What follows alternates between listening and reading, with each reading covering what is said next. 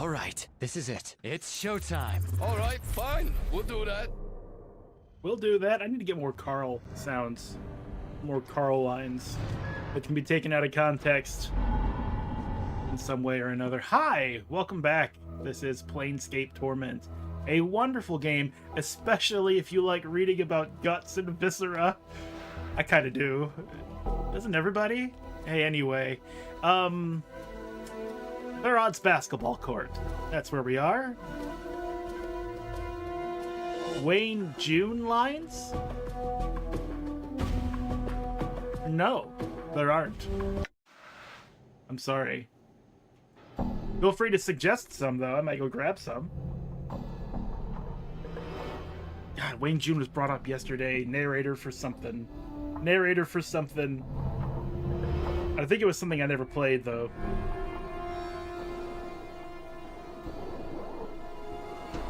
Darkest Dungeon. Yeah. I had never played Darkest Dungeon, so okay. But I immediately recognized that was a name that came up yesterday, so my brain is still functioning on at least one cylinder. Ah! I've been meaning to play Darkest Dungeon, but I have this thing with like games that have random results. Like I can get on board for a couple of runs, but I really can't commit. I really can't. I don't really ever want to just keep throwing myself at an RNG to see if I win. But I do recognize that they are fun, and it's a good game mechanic for constant replayability and stuff like that. Like I played FTL, Faster Than Light, which is a fun little game where you have 4 people on a spacecraft, and you just try to survive. And I just immediately put them in an airlock. Shut up, I'm talking. I just put them in an airlock and, jettison them out into space.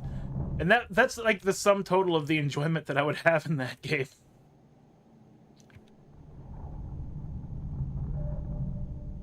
Hold on a second. Done.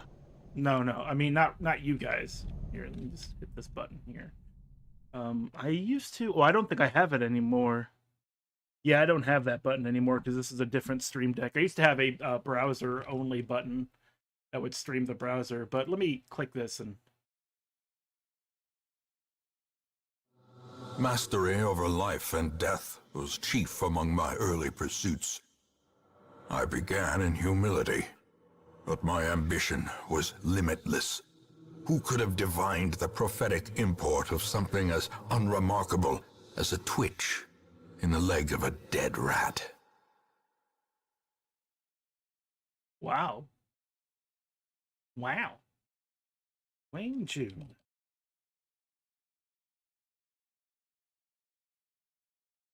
Rest in peace, Wayne June.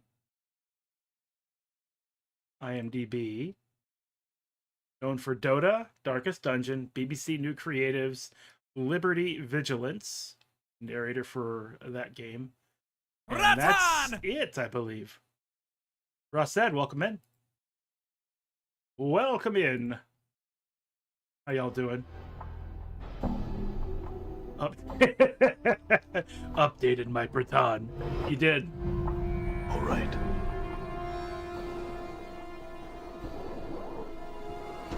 Don't matter. None of this matters. None of this matters. That's right, Shinobi. Welcome in as well. And I am welcome also. Lovecraft audiobooks. Yeah, I could hear it. Definitely got that kind of a voice.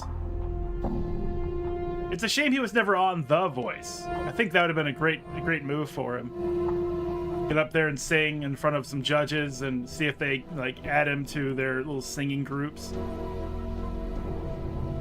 Coach him on how to use his voice better. You gotta reach down into the diaphragm. You gotta really feel the song that you're singing. You know what I mean? I love you and you're the best, but I have to vote against you. Sorry. Custom sub messages for a lot of streamers. Oh, that's cool. That's really cool. Hey, this just in. If y'all want me to record some custom sub messages for you guys, I'll do it. I'll do it. Okay. Anyway, before you is an elderly man leaning heavily upon a crutch. His left leg is fucked up, as if he tried to walk 2 directions at once and paid the price. His maggoty-colored skin is bunched heavily upon his skull and is flecked with liver spots. He is mumbling and smacking his lips as his eyes make a circuit of the room. Hashtag sellout. Hey, I need money. That's how life is. Hi. Dated my journal. Ah! The man's eyes light up as he hears your voice. 'Tisn't my steady crop of jink come to Pharod's waiting arms again. Greetings, corpse. He smiles a wicked grin. Have you come to ask Pharod for another jaunt into the mortuary walls? Pharod. What? I've come for information. I've been told that you know something about me. Know something about you? The light in Pharod's eyes dims. He studies you, mumbling slightly as his eyes flicker up and down your frame. Corpse? No? Yes? His eyes meet yours. Ah! No! Pharod, what is it? Pharod studying you with a dead-even gaze. Isn't the mummer's fair, corpse? No time for games, no time for Pharod to play the wheel. What are you asking such questions for? I have forgotten myself, and I was told to seek you out, that you would know something of me. Pharod licks his lips. They make a rasping sound, like dry parchment on sand. Now who told you such a thing, corpse? Well, no one told me, exactly. There were these tattoos on my back. They're super badass. They told me to seek you out if I ever forgot myself. Ah, so little said, so much told. Pharod falls silent, and suddenly, you have a feeling that Pharod is dissecting you, like a corpse on a mortuary slab. Flesh. I know much you would know. Much, yes, much indeed. Pharod smiles slowly, the folds of flesh on his face, peeling back like a curtain. Behold! What do you know of me? Pharod non-stop licks his lips. He won't quit. It's getting weird. Then settles himself upon his crutch like a vulture. No, not free. The question you ask. His pasty white hands tap the edge of his crutch. Much I can tell you, but the telling has a cost. Well, I have 1,000 coppers, so... I'm rich. I've got money. Pharod taps the flagstones with his crutch and sneers. This village is not all that lies buried beneath Ragpicker's square. Uh-huh. Chambers, vaults, corridors filled with the dead, all asleep in their coffins. Somewhere in those halls, somewhere there, lies something misplaced. Something mine. What is it? A small thing, a trinket, such a trifle. As Pharod speaks, his words start echoing, as if two people were speaking. You know you've heard them before, from your own lips.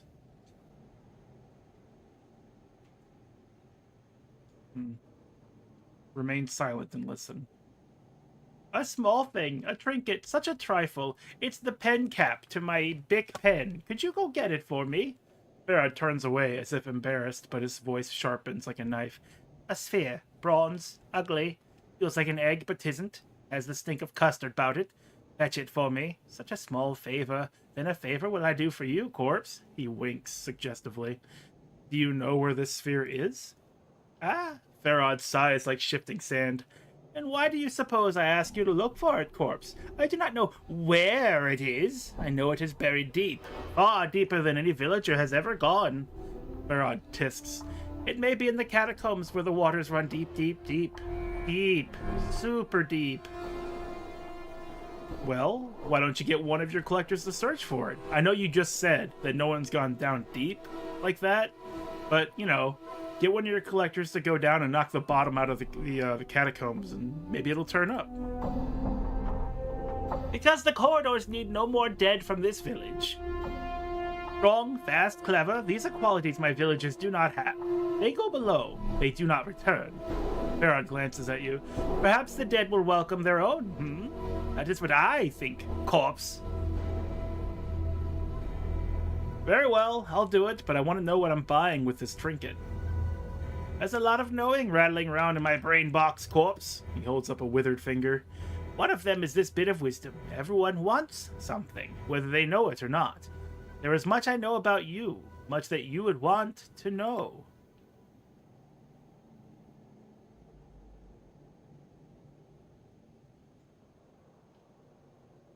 You know what? We have been looking for this guy, and at least 24 corpses lie in my wake just trying to find this man. Maybe you should tell me what you know, Pharod, or I'll pen your name in the dead book with your own blood. Pharod's next words are delivered as if he has had a chance to memorize them. Then what I know will die with me, corpse. It'll become as ash, should I die. Nothing. Nothing for you.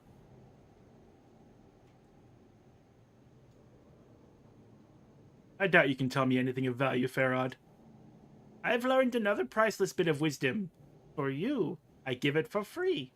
A man is often wrong about a great many things, and a dead man is one who has been wrong one too many times. Pharod is still licking his lips. Much do I have to tell you that one would consider of value. It does seem like we're going to get shoehorned into this. Very well. I will see about finding the sphere for you in exchange for what you know. Very well. A deal struck. A deal made. Pharod cracks his crutch sharply against the flagstones. A sphere for a peek inside my brain box. Now, corpse, there is no time to waste. Go to the gate at the south and east and tell those slumbering fools to open it for you. Make haste. Make haste! Very well. I'll go do your fetch quest. I will go to the gate now and enter the catacombs. My journal. I updated my journal.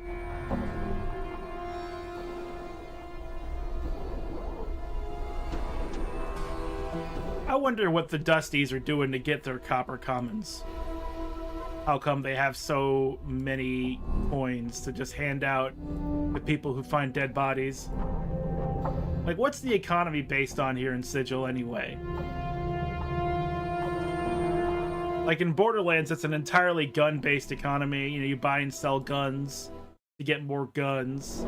And then somehow you're still alive at the end of it. You can maybe, like, buy some food or whatever. But for the most part, it's just guns. What does this place thrive off of?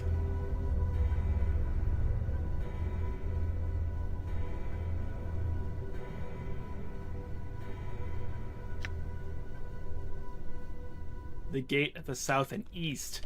East. Of course. I was like, that looks like a gate, but I'm pretty sure he said west, so I went over here like a big dum-dum.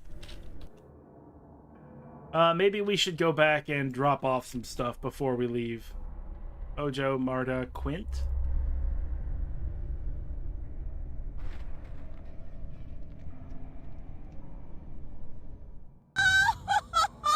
It's Gentastic! Hello, welcome in. Let's trade. Oh! No. I don't think I need the pry bar anymore.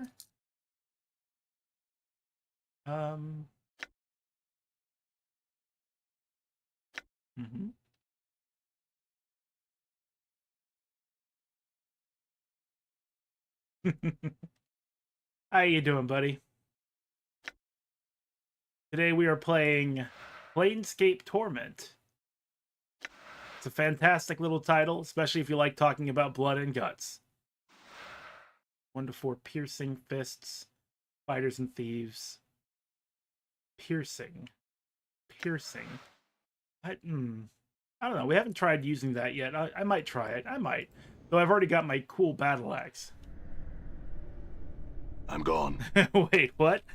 This game has a lot of macabre imagery, and it's entirely text-based, so I've been reading a lot about blood and guts.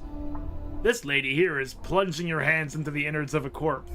The viscera sliding off her fingertips. It's like, yeah, it's awesome.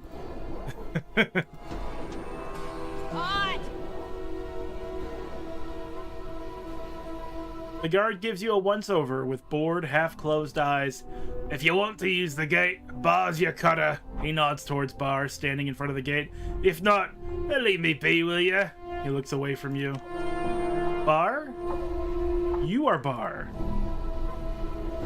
You see a massive human, dressed in cast-off patchwork clothing and reeking of old ale. He is truly huge. It's obvious he was chosen for this job for his brawn, not his brains. What do you want? Hey, Pharod gave me his leave to go down to the catacombs. I need you to open the gate with your face. He swings open the gates using only his teeth. Then get going, Burke! Don't waste our time!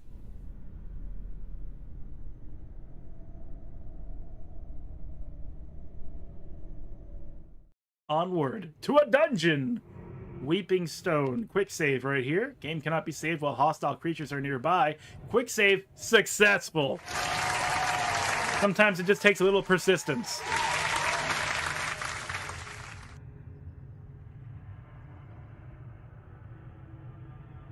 Well, a lot of these games, just like with text, you have a lot of depth. Your imagination takes over for a lot of the stuff that you would do. It's truly a one-of-a-kind experience that is kind of dying in today's indie scene. A lot of things have to be voice acted or people aren't going to pay attention to it. This grave has been thoroughly desecrated. This grave has been thoroughly desecrated. And this grave has been thoroughly desecrated. And this grave has been thoroughly desecrated. And this grave has been thoroughly desecrated. And this grave has been thoroughly desecrated. And this grave has been thoroughly desecrated. The corpse lies motionless. No amount of prodding or poking induces it to say or do anything. I guess it's not a zombie then. This corpse is fairly fresh, like DJ Funky Fresh, within the last couple of weeks or so anyway, and large parts of it have been gnawed away by rat teeth. The forehead skin on the corpse looks like someone really brained this poor sod. You nudge it with your toe and it flops around bonelessly. Nothing useful here.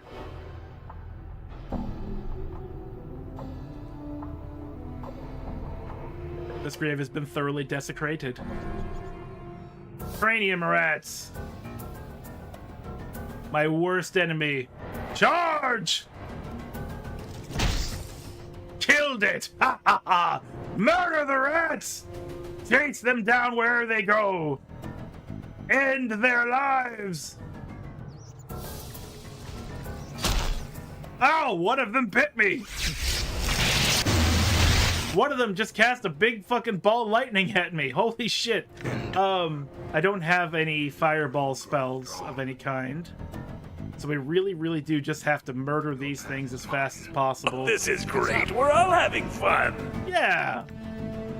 Cranium rats. Charge! For those who don't know, the lower amount of cranium rats, the less spells they can cast. The more rats like gather, they can do more powerful. It's like they share intellect. So cutting them down quickly is the play.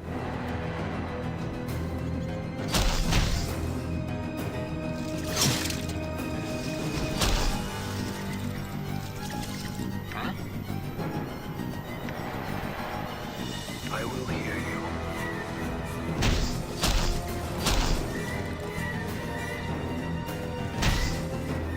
I'm gone.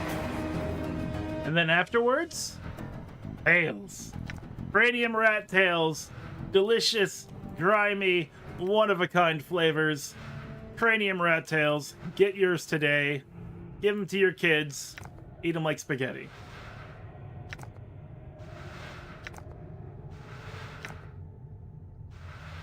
All right.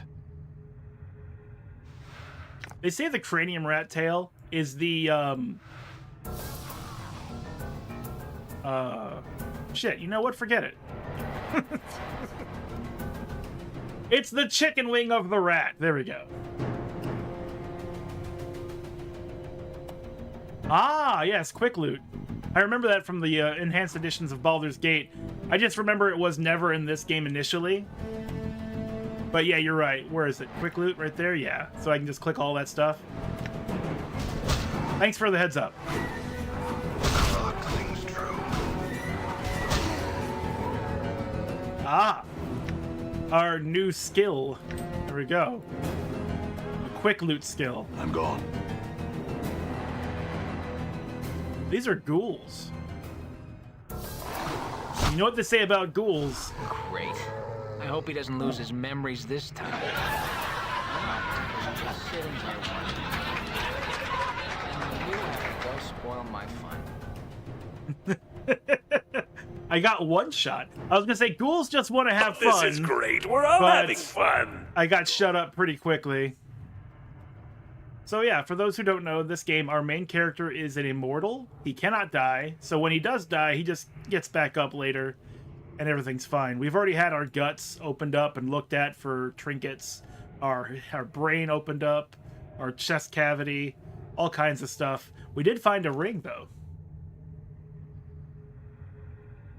I was dealing with Revel Puzzlewell, Rosed. That's about as far as I got.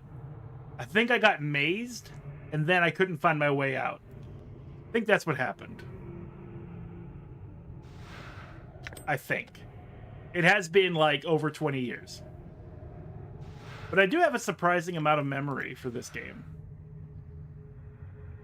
An antler axe? Primitive cultures oftentimes used parts of animals as weapons. This appears to be the horns of some creature that have been made into a crude battle axe of sorts. I'll take it, and the junk. Never saw it coming. Ravel is a sexy beast. I don't know. I'm gone. I don't know about that.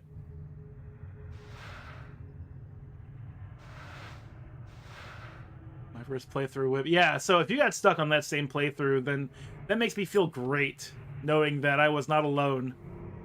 I just don't remember what it was I needed to do, and I just remember I was like going in circles and talking to Ravel a few times, and then being like, I'll play something else for a little bit, and I think I just never came back. This grave has been completely looted.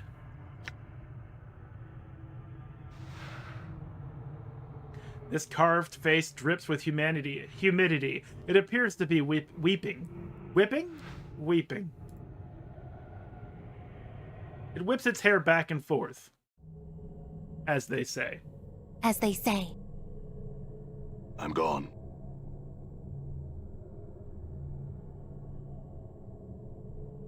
These supports used to hold the sarcophagus. They apparently used to have something in them.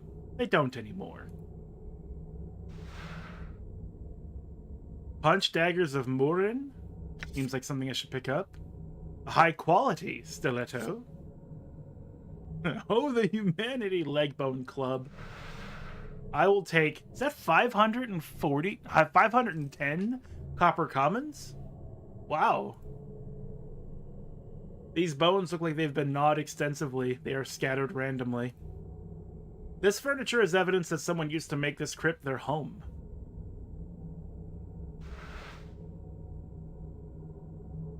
Yeah, it's empty. I like that too. Ah, nothing there, nothing there. We looked, didn't we, Marta? Yeah, we looked, Marta.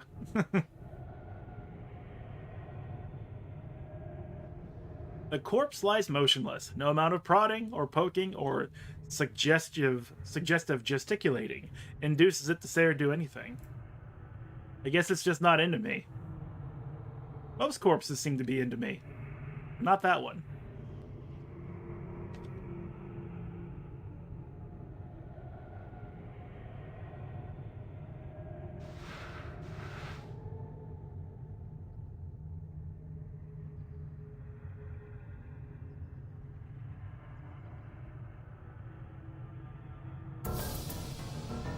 Oh boy.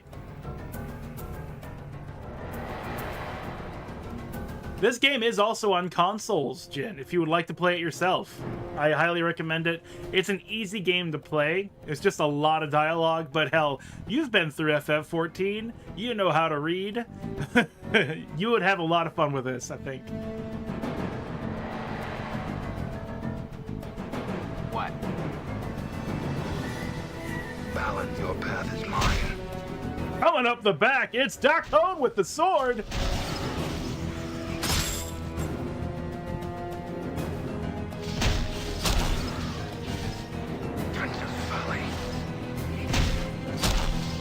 It's not expensive. It might be 20 bucks when it's not on sale. So yeah, just keep an eye out for it. I'm gone. This is what young Axe used to play. I think I was like 13 when I played this game the first time. 13 or 14. What's up, Chief? So your party consists of a floating skull. His name is Mort. and he floats, he bites, he cusses at mages and makes the mage mad so they don't cast any spells anymore. Your immortal character, who can be anything, mage, I think it can be a cleric, fighter, or thief. You just sort of play as you want, and it builds along the way. And then Talkin, which if you've played any Baldur's Gate 3, the Githyanki are diametrically... They are opposed to the Githzerai. This is a Githzerai, and the Githzerai form formless chaos to their will. They live in cities made of chaos and dreams and stuff. This green sword is only formed as a sword because he wills it so. It's really cool. And along the way, we'll get other characters. One is a wizard that has the elemental plane of fire opened up in him, so he's just always on fire. A succubus, and a tiefling thief. So a pretty varied party, actually. Damn. Like the kind of D&D party you kind of just sort of, you know what, I want to see where this goes. No one's overpowered, they're just all strange.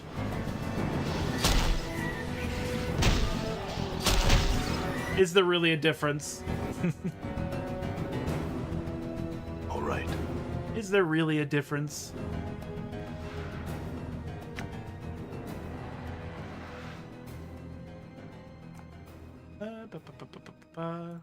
I think I will bandage the skull.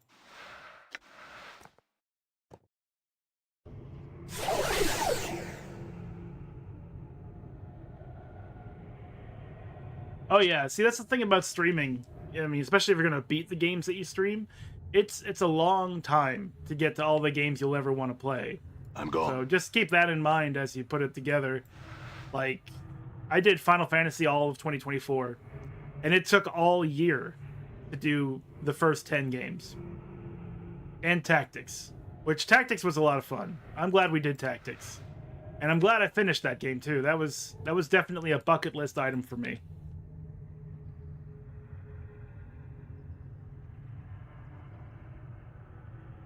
No level cap? Huh. Did not know that. Die. Die. Endure. What's the In word, enduring, Chief? grow strong. Did you see that? Valley.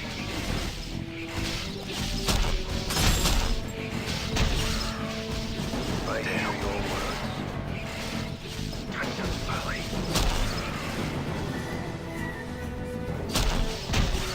I'm gone. Ow. And such. Level 100? What? What?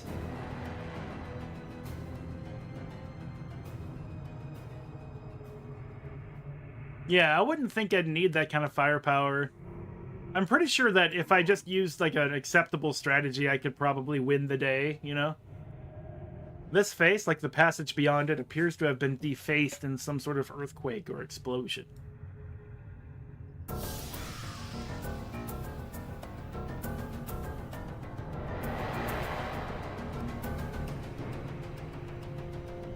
I think I should back off for a little bit.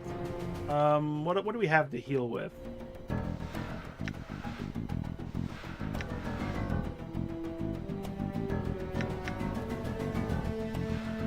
Needle and thread. Yeah, we'll heal 6 hit points. And 6 more hit points. And I'll hand this off to Talkin, who can heal some more hit points as well. And we should be alright.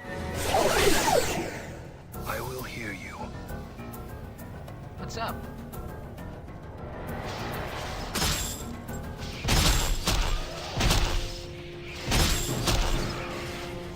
Did you see that? You see that? Did I do that?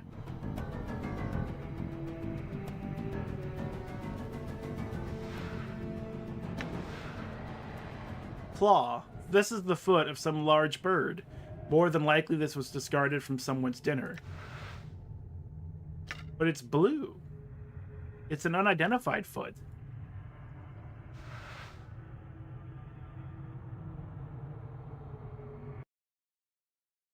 Alive, the face in stone. The Crypt of Dismemberment, back to the Buried Village, to the Crypt of the Embraced, to the Shattered Crypt, to the Warrens of Thought. Okay, so here's what we're gonna do. Chicken foot soup? Better than water soup. We're gonna go rest. We need a place to sleep. Our health is low. This is definitely gonna be one of those, man, I'm gonna get screwed up. Oh, the door's locked.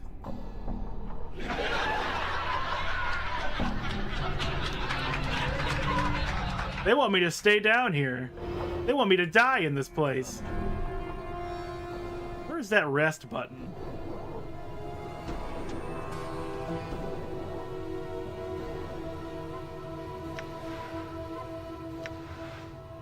It says that it's too dangerous to rest here. Can I rest, like, outside of here? You cannot rest in this area. Awesome. Love that for me. Okay. Done. All these resting places and I can't rest even a little bit?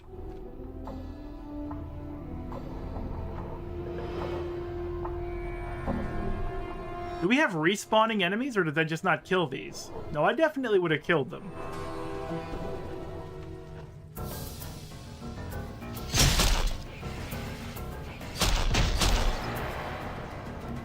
I'm gone.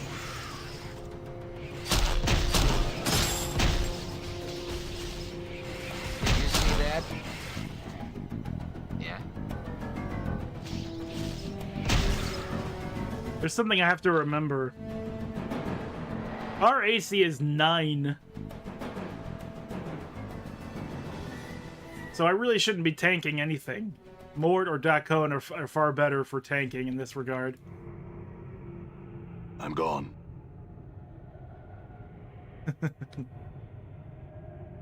Let's go on in here then. Done.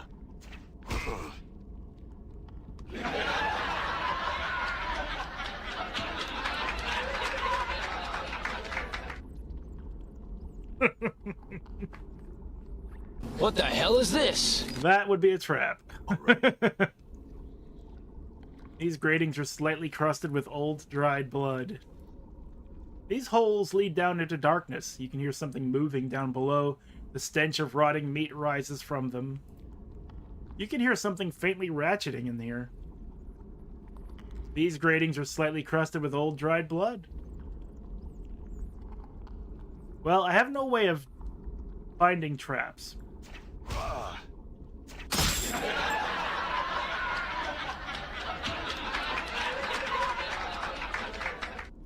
Done.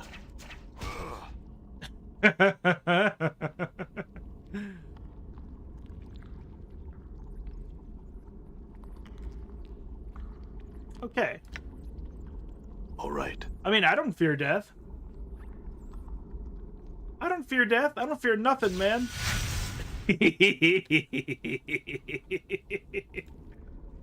Flakes of rust have been scraped off this Don't matter. as if it had been recently. None of this matters. None of it matters. Looks like death's come for the bill.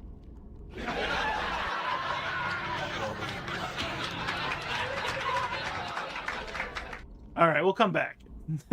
We'll come back to that one. Done. Yeah, respawning enemies, my favorite. Truly. All right. Done. What's up? All right. Anyone coming after me? Endure. In enduring, grow strong. Damn it. Did you see that? Damn. I'm gone. Poor Dakon is down to 2 HP.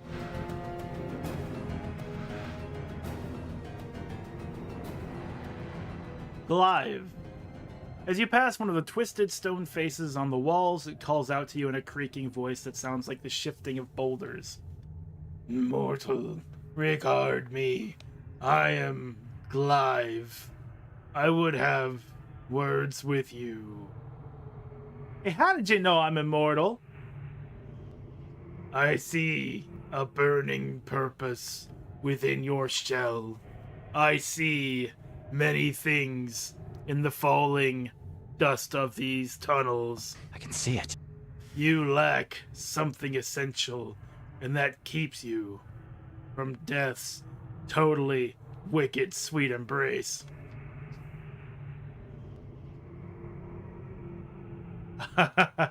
No, I believe that's Clive. Clive, yes, Clive. So, what did you want to say to me? Listen, this place holds much danger for you. Treachery awaits you on the surface, and your way is long and winding. At the end, you will find what you have sought, but you may not want it then. Are you some sort of oracle? Oracle? No. I observe. I don't oric. That is all.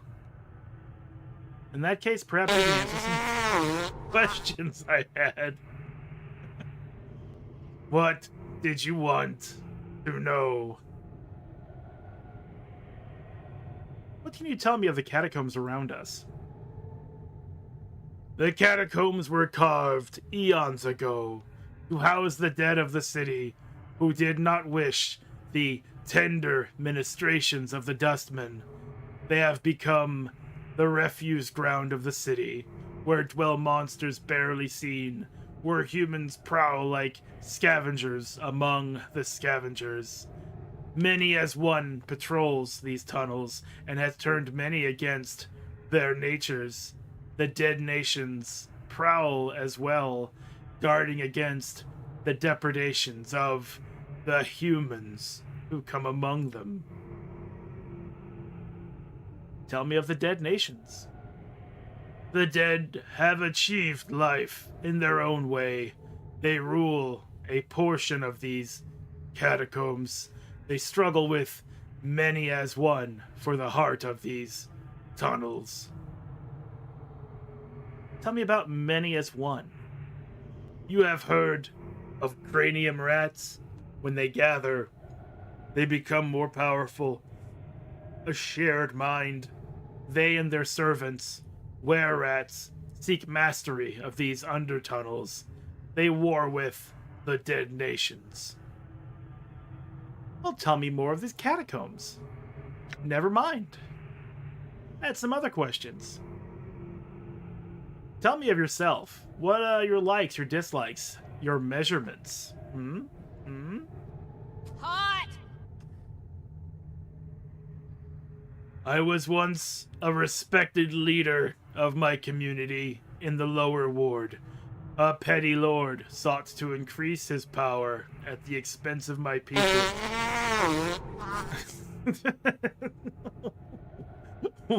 Why? My friends, my relatives, and friends I spoke against him. And friends and I spoke against him. And then what? And then he captured us, one by one, and bound our spirits and senses into these screaming faces under the ditch where all filth and sigil comes eventually.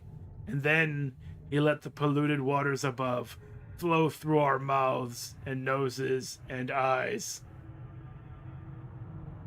Is there anything I can do to help? I am cursed to remain here still. Fresh water passes my lips. Oh, I'm cursed to remain here until fresh water passes my lips. There is a magical flask of water in the drowned nations.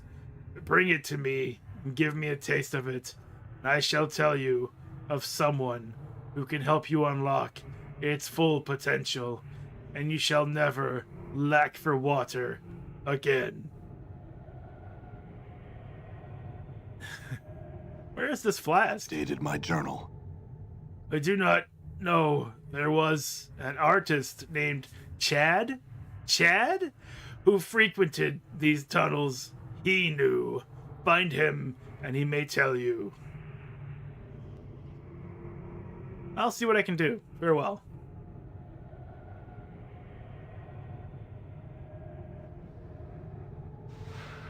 Money! Bones. Dead body. The corpse lies motionless. No amount of prodding or poking induces it to say or do anything. Classic fucking Chad. This body is twisted and bent as if it died in incredible pain.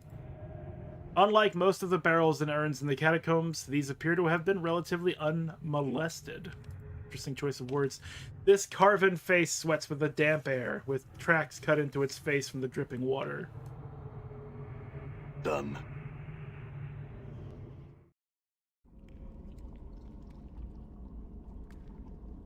Done.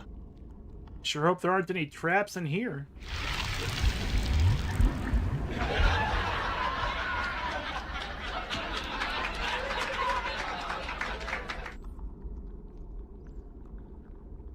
This container is locked. I wonder if I still had that pry bar. I could have used it. Forced it. All three of us bashed it open. Or maybe one of us got it and the other two just stole credit.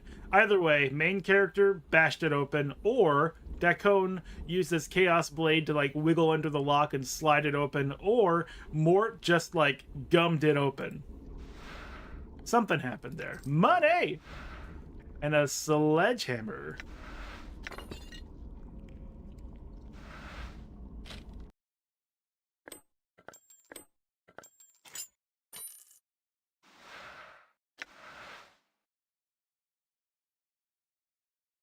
And everyone takes credit. Yeah, I was there. I was present.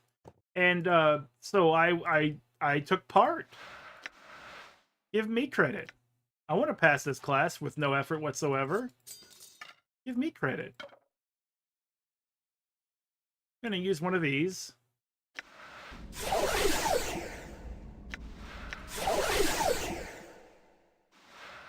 Enchanted hammer!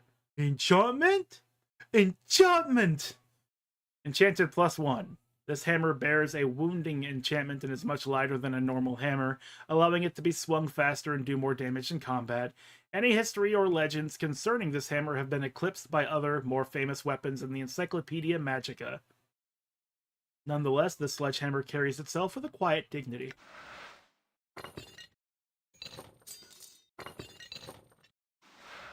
Shamanic Rod invokes magic missile only usable by mages.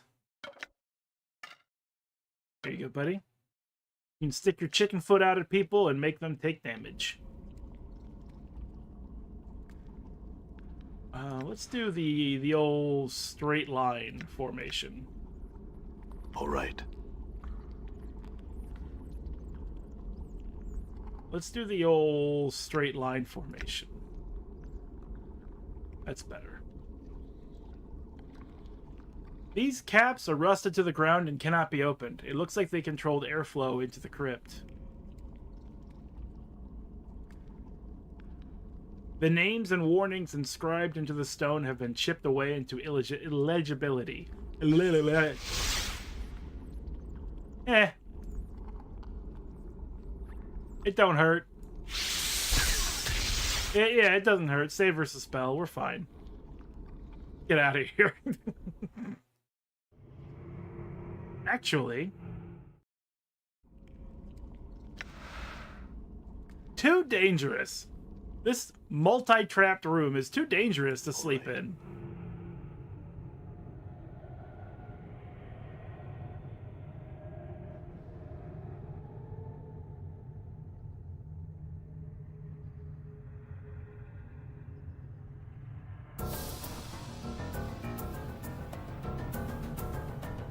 I'm gone. Sure, why not? What are you, a zombie? Zombie. A single cranium rat. Damn it.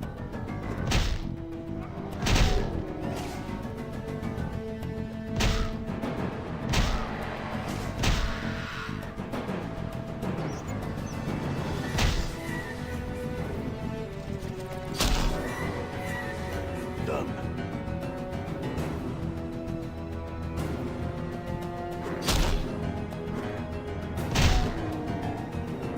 Ooh.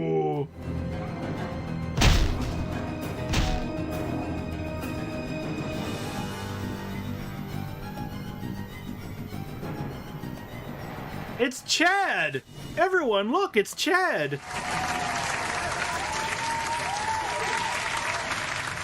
This sandy-haired collector's corpse is covered with nasty bites. The dead man's neck still writhes, as if it were trying to twist itself off his body.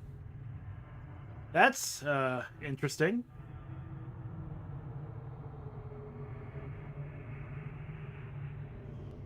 Well, I guess we don't get to talk to Chad for any reason. This body must have been undead. The wounds that killed it came a long time after the flesh disappeared from the bones.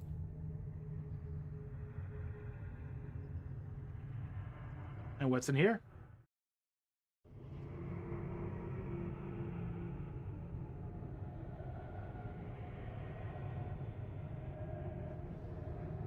Is it my birthday? You ever wonder about that? Like, people get surprise birthday parties, but how do you surprise somebody on their birthday? They should at least know their birthday, you know? Like, oh, this is my birthday, but I guess nobody likes me and nobody will do anything for me. And it's like, hey, everybody, we got to give him a surprise. So we're going to pretend like we don't remember it's his birthday and then throw him a birthday party. And it'll be a big surprise. It's like everyone knew on the calendar it was this guy's birthday. Not a surprise.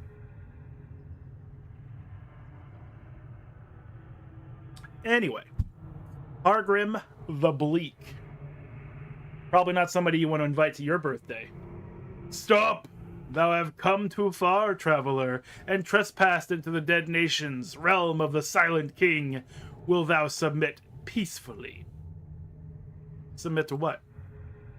'Tis the will of the Silent King that all who pass the gates into our nation become prisoners of his lands. Will thou submit?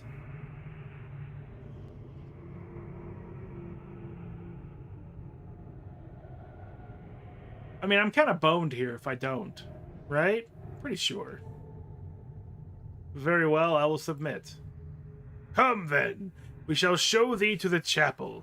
Know this, thou shalt be free to wander these halls, but not to leave the catacombs. Thou shalt be a prisoner here until thy death. Should thou later arise as we have, thou shalt be free. Praise the Silent King, his will be done. Updated my journal. Swago. Ah, another member of the living. Most are slain by the ghouls. This far into the catacombs, you are fortunate. Who are you? I am Swago, factotum of the Dustmen. I am a missionary in these parts. He gives a half bow. Missionary?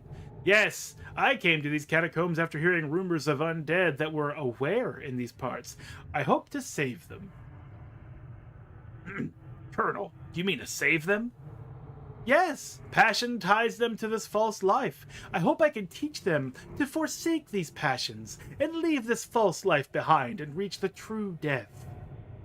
False life? These dead ones are so close to the true death, yet they cling to this life. This false life is the lie of existence on this plane.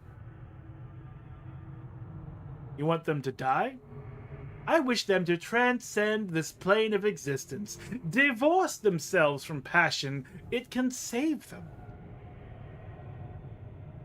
Where am I? You are in the catacombs of the dead nations. The guards brought you here. And why have I been made a prisoner here? I don't know. Ask some of the citizens here. Where am I? That's all I wish to know. Farewell. A moment of your time before you go. Do not attack any of the undead here in the catacombs. They will not harm you, so long as you remain peaceful. Should you prove hostile, they will defend themselves, and there are many of them. Lastly, you may return here if you need to rest. Wait. Can we rest right now? Updated my journal. Of course. You shall be safe in this chamber while you rest. Thanks.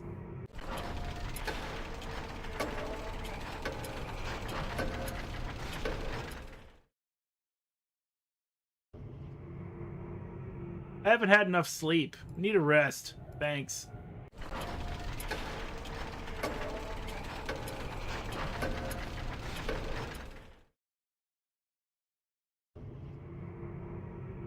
Oh, just another 8 hours, please, please! 5 more minutes, Mom. That was the worst part of my life, I think. And I'm sure it's a privilege to say so. But I absolutely hated school. I hated waking up for school. I hated getting up at like 5 or 6 in the morning and being like, really? Again? Yes, again. And again and again. Every Monday through Friday for years of your life. But I'm stupid. Just let me be dumb. Leave me alone.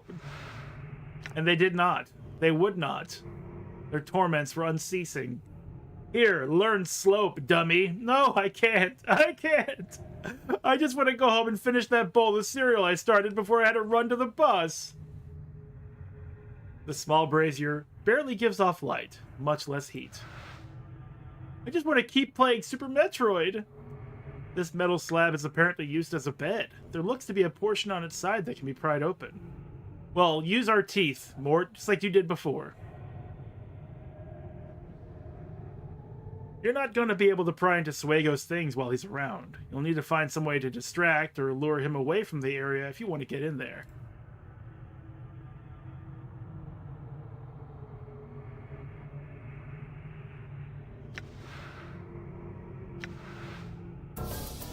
My bike's not working on this thing.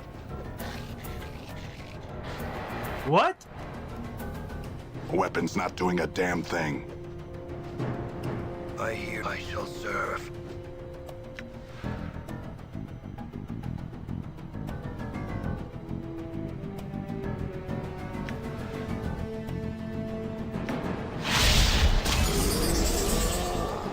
My bike's not working on this thing. Well, right open. He's not around. He's not paying attention at all. Let me do this. My weapon is having no effect. My bike's not working on this thing. My weapon is... My bike's not working on this thing. It never happened. It never happened.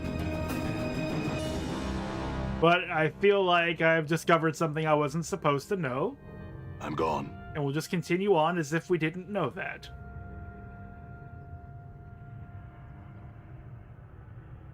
Wait a second. Wait a second. Wait a second. Wait a second. Wait a minute. Back-up +1. It's a quality axe. But this is a +1 enchanted hammer. So... No, no. All right.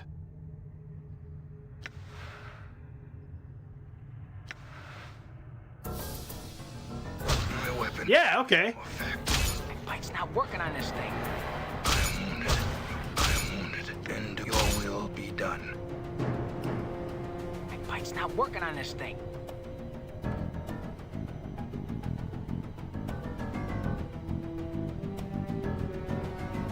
My bike's not working on this thing. Yeah, I know, Mort. In fact, could you just, like, It's done.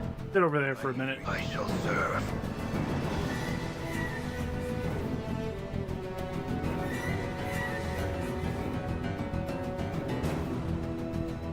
Hey, guy, could you just hit this thing? Thank you. Yeah, do that again. Done.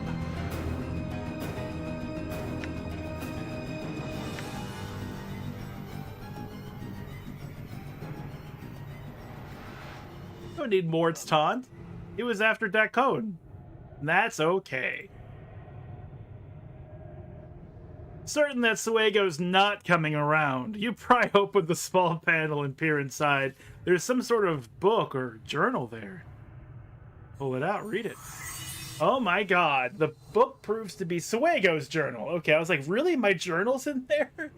It details his being attacked by a were-rat, his eventual regression into lycanthropy, and his flight from the mortuary after unwittingly slaying and devouring a friend. Looking for a hiding place, he came upon the Warrens of Thought and agreed to serve many as one, hive mind of the cranium rats gathered there. He is now here in the Dead Nations in order to spy on the undead for many as one, who hopes to one day control this part of the catacombs. Replace the journal, close the panel, and Daily, leave. the journal. teachings of Zerthamon, I have become stronger. My blade has changed. Fighting skills have improved. Dacone's weapon has changed. How has it changed? It will not tell me.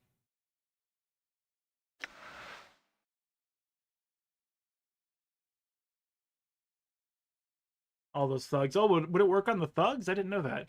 I've only ever used it on a mage because it was like specifically says, hey, mages will have a hard time casting spells.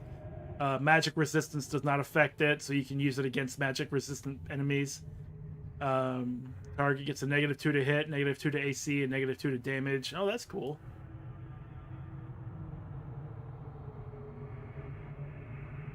Well, actually, you can just use it against anybody, it seems. You must obtain permission to rest here. Done.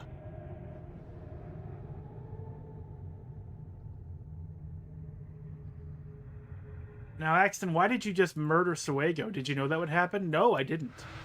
But I thought, you know what? Like, it kind of feels like this isn't a place that would mind another dead body. And we've certainly attacked our fair share of thugs. Opened. Thank you, Dakon. 500 commons. If only we had something worth buying. Forced it. Opened. Oh, this is great. We're all having fun. Yes. Forced it. Opened. I'm gone. Ooh, battle axe of quality.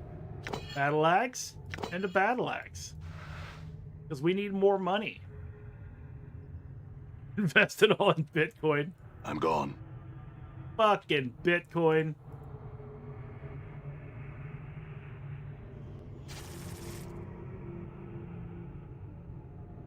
Argrim the Bleak. This skeleton wears what appear to be ancient priest's robes, heavy and ornate. It carries a large, impressive stave, which is capped with intricately carved horns, dangling pendants, and a gilded skull. Bad ass. Bad ass. Hi! The skeleton, its eyes aglow like two burning embers, looks you over, but makes no reply. Dead coin. They might use rat tails as currency. That would be encouragement for them to hunt cranium rats, and also a rare currency that does sort of self-replicate in a way. So I think like that would be the best thing for them to use. It's limited, but it's also valuable because they need to kill as many cranium rats as possible. Either that, it could be bottle caps, you know. Hey, are you the Silent King?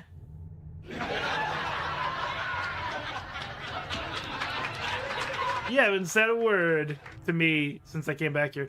It shakes its head, turning with an eerie grace and pointing eastwards. It then turns to you once more.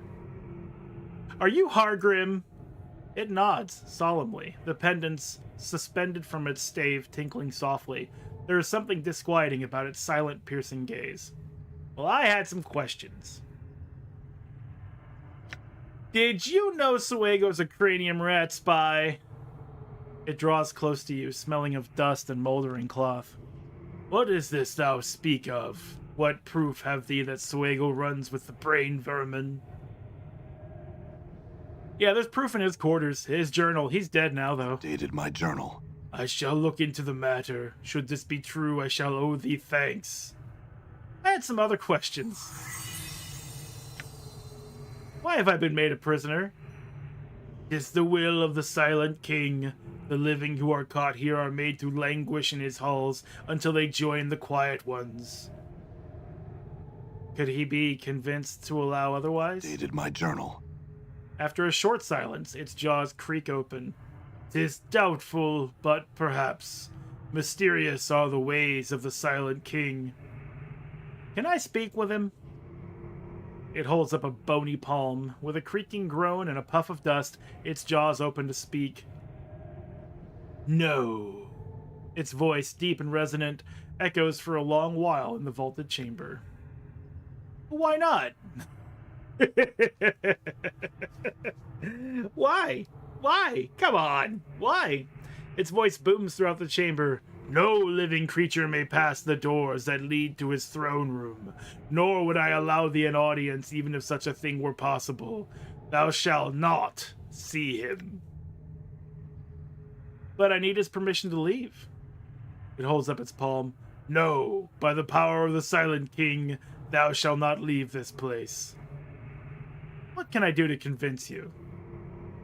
Firstly, I would know why thou art here. No reason. Well, I mean, I have no reason to be false with these guys. I'm looking for something, a small bronze sphere. It shakes its head. I have seen no such thing. Why dost thou seek this object? For some idiot named Pharod? The skeleton draws back. It looks up and away as if peering at the surface. Blood still beats in his black worm-ridden heart. That wheezing sack of flesh still sends his pack into our homes to raid and pillage. It faces you once more. Thou were wrong to come here. We tolerate no such desecrators within our borders. But I am not of his pack.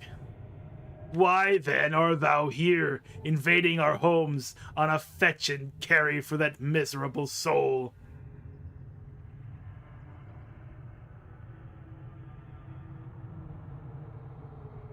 I'm finding the sphere for him in return for information I need. There is no other loyalty between us. It looks you over carefully, tapping its chin with a bony finger. Click, click, click. Thou do not seem the sort to follow such a man. Perhaps you speak the truth. Perhaps your presence here is tolerable. Hey, good. I had other questions. It motions for you to proceed. What are you doing here? See, like, I didn't want to, like, be a troll over here, but some of these questions are just kind of like, what you doing? Huh? You building stuff? What's going on over here? It indicates its stave and robes. I am called Hargrim. I am the high priest of the citizens here. I spread the word of the Silent King to his followers. Tell me about the Silent King. Our Lord in vision, he who makes the law and protects us. Thou would do well to start no trouble here, stranger, for the Silent King's eye is everywhere, and his justice swift. Why is he called the Silent King? He speaks no more than necessary to guide us. Praise to the Silent King. I had other questions. Have you seen a small bronze sphere anywhere here? I have seen no such thing. Alright, never mind. I had other questions. Obviously, he didn't know where that was, and I've already talked to him about it and all that stuff. We're in need of healing. Could you help us? No. Were thou not a prisoner here, awaiting thy death? The answer might be different.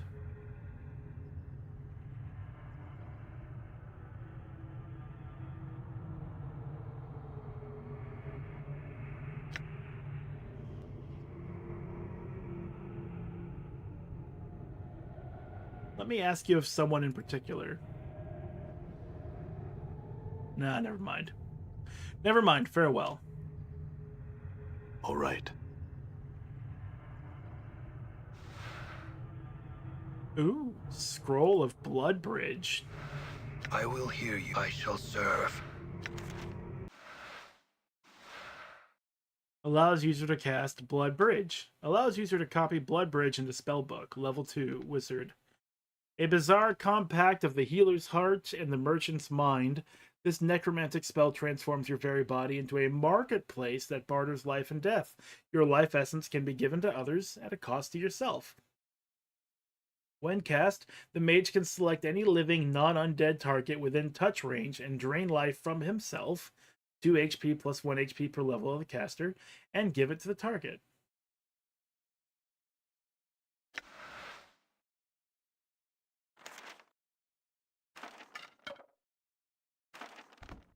I don't see much of a use for that. Done. Anyway, it's been about an hour, and last week when we streamed this, I took a break every hour because there's a lot of reading to do and all that. So we'll take a short break here, and I'll be back in a few minutes. I can do this. Yeah, we're good. What?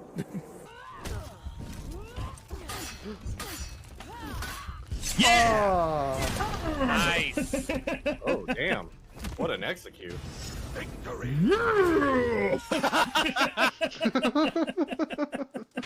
Dude, that's the best flex. I love that.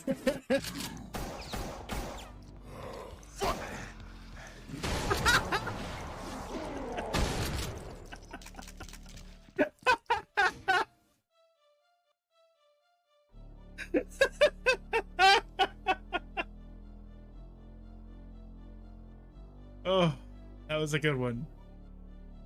Not only did I like flip him off and say, go fuck yourself, I didn't finish because he shot me in the fucking head. Not anymore. We can talk about it when you get here. Your turn. That's a rocket.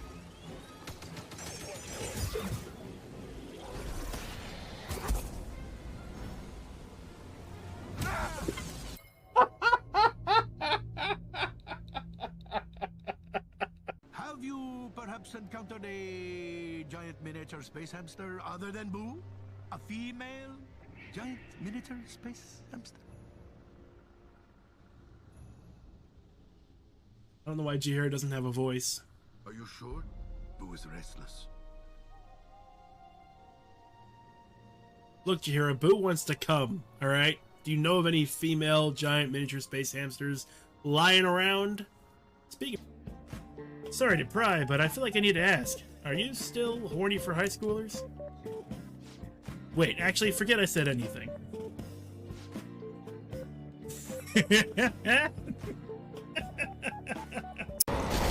Oh, this is such a good grenade moment.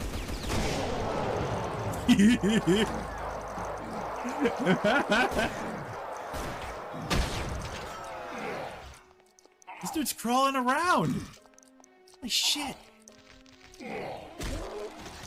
Oh! Without honesty and good arguments, there can be no political justice. It's been a while since I've heard one of your grandiose speeches. Pat my head and laugh. 10-61-kun was it? Tell me, what about Yoshida here drew you in? I think gravity?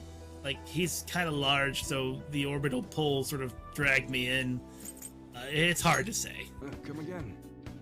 Done here, go home. This ain't no place for kids to be hanging around. I'm not a kid. I'm almost an adult. I'm second year in high school. That's certainly not child. I'm not. Oh God, I gotta go. Doesn't have the guts. Can't stand up to him yet.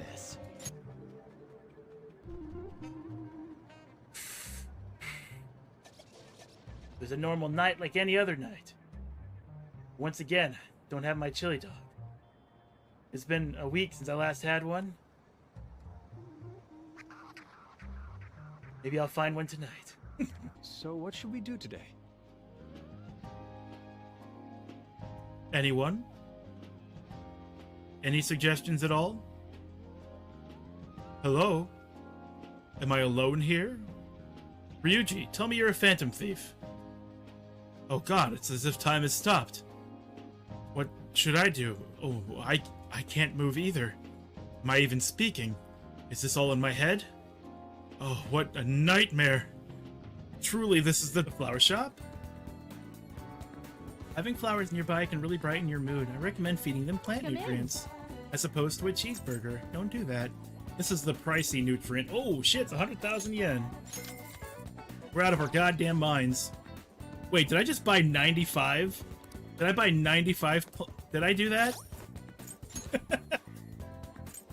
Did I do that? Do I love my plant that much? You can't just eat cup noodles, right? You need balanced nutrients. Maybe next time you can eat some of that fertilizer you have lying around. Seriously, Ryuji! I'm gonna be on standby at the hideout. I'll bring over a DVD that's perfect for this stinking hot weather? Summer. We can watch in your room, yeah? Oh, don't worry about me if you got stuff to do. I can keep myself busy in your room. That settles it. See you tomorrow. Fuck that guy. He's fucking stupid. I was working it. There's an emancipation field. Has that always been there? Yeah. Could we have just like skipped the whole portal stuff and just like walked through? That's like the ultimate test right there. Like, Oh that's my gonna God. be like that's gonna be like the final level. They're like, walk across this bridge, and we're just gonna make like 30 portals and send ourselves flying into the wall, and it's just like, this was the final test. Could have just walked across the bridge, made it out the other side. But no, you had to murder yourself. You can't resist my merchandise. All right. I know it's strange and interesting. These gold coins, these precious bills, rare and old coins, a safe dial, an inkless pen. Get it? Because banks always have dry pens. And an unopenable lock, some wallets, and some gems. I'm here to sell it all to you, and I know you can't resist. I guess that's fine.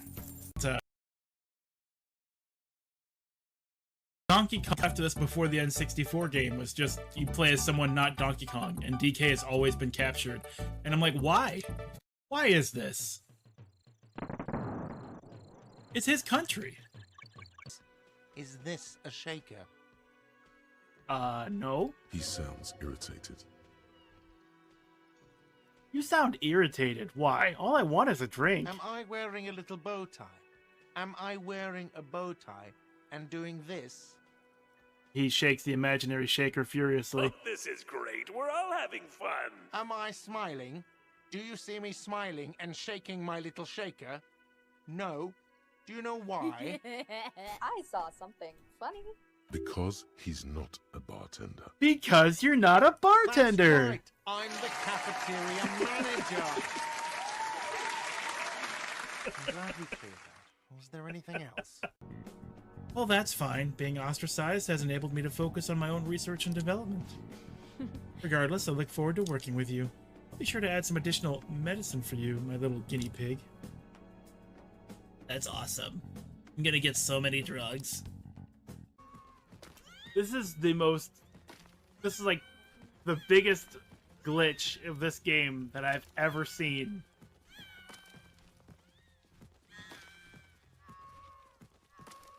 These motherfuckers. No, don't fall to your death, Mario. Just make it across.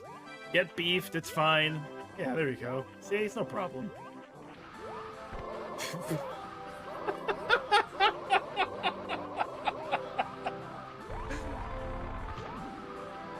I'm alive!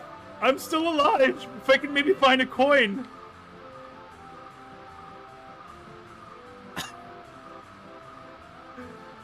Don't land! Don't land! Landing is death! Don't touch the ground! With the single coin! Alas, a single coin! Nope, it's over. I should give it some more nutrients. Get ready to eat! You have 91 bionutrients. We're gonna stuff that plant with some good fucking food. Sorry, I get aggressive when I can finally feed the damn thing. Because I've got like 90 sacks of fertilizer in my little house here. Eat up! Do I see an A button? Do I see an A button? Do I see an A button? You know what that means? You know what that means? You know what that means? Fuck your mahjong table. Fuck it. Fuck all of it. Fuck your tiles. Fuck everything. I'm out of here.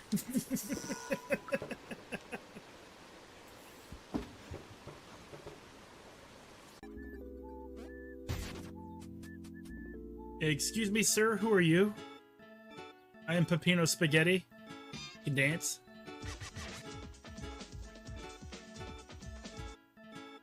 Well, nice to meet you. It's me, not my father, and not Suga my Super Mario song.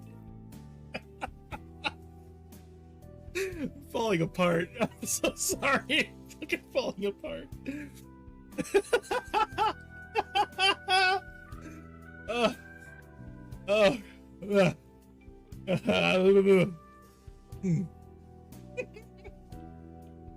I understand. You've grown so quickly, Haru-chan.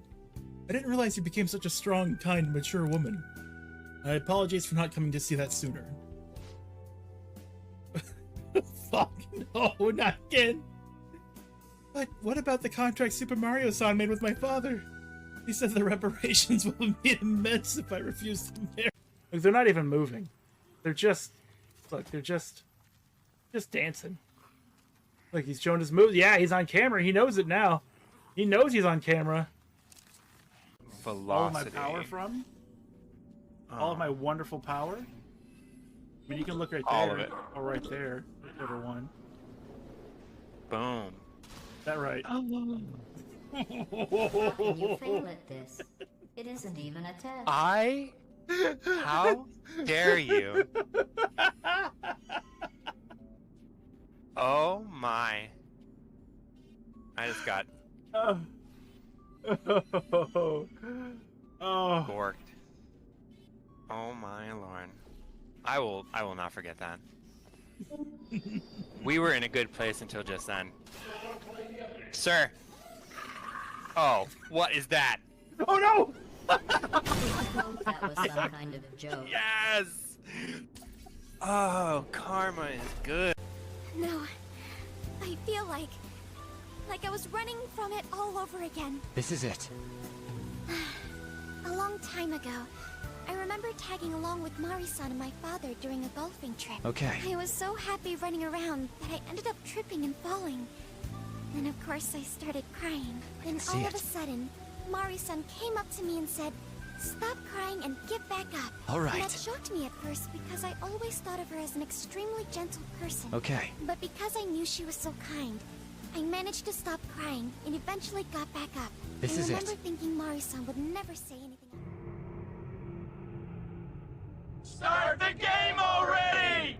All right, welcome back, me. I'm gone.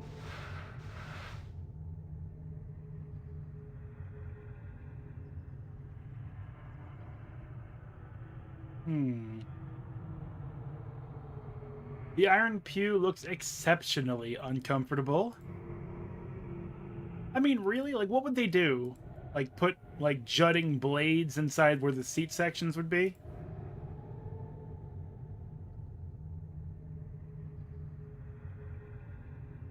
Hi, skeleton, if that's your real name.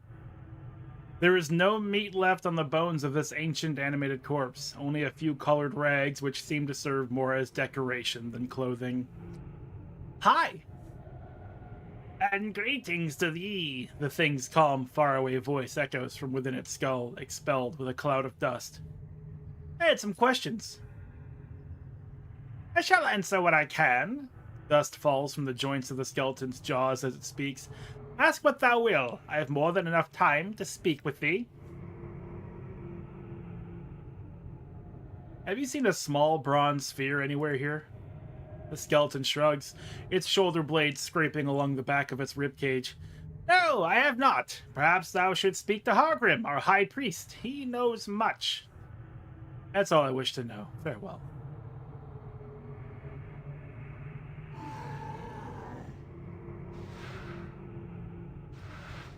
Y'all don't mind if I rob you, right? I'm just gonna take stuff that's not mine. Forced it. You're okay with that? Good. I'm glad that most of you are okay with this. This is something that just simply has to come to pass. Done. Come. Did I fail that? Really? Everyone failed that? Oh, everyone succeeded this time. We all had limit broke. A dagger. Balance. Your path is mine. I'm gone. Hey, baby. This female ghoul reeks of blood and carrion. Beetles and worms crawl through her long, stringy hair, which she sweeps from her yellow eyes with cruel-looking talons. Her flesh has turned a sickly green color and is covered in rot and weeping sores. Mort. Hey, don't know if you want to be talking to that, thing. I'm surprised, Mort. It's undead, it's female, that's all it usually takes for you. It's not quite the same thing, Chief. They were once humans. They, or their ancestors, feasted on corpses. Well, they were once humans. They, or their ancestors, feasted on corpses, and this is what they've become. Pretty nasty stuff, Chief. They're little more than animals, really. Dangerous animals. Are we back in high school? Yeah. I'll talk to her just the same. The ghoul narrows her eyes and snarls at you. Her tongue, no less than 2 hands long, curls out to lick at her scabby lips. Hot! I had some questions. The ghoul continues to eye you hungrily. She clenches and unclenches her clawed fists. as if fighting the urge to leap upon you and feed. Hey, calm yourself. Answer my questions. The ghoul screeches at you. Silence, meat! No talk.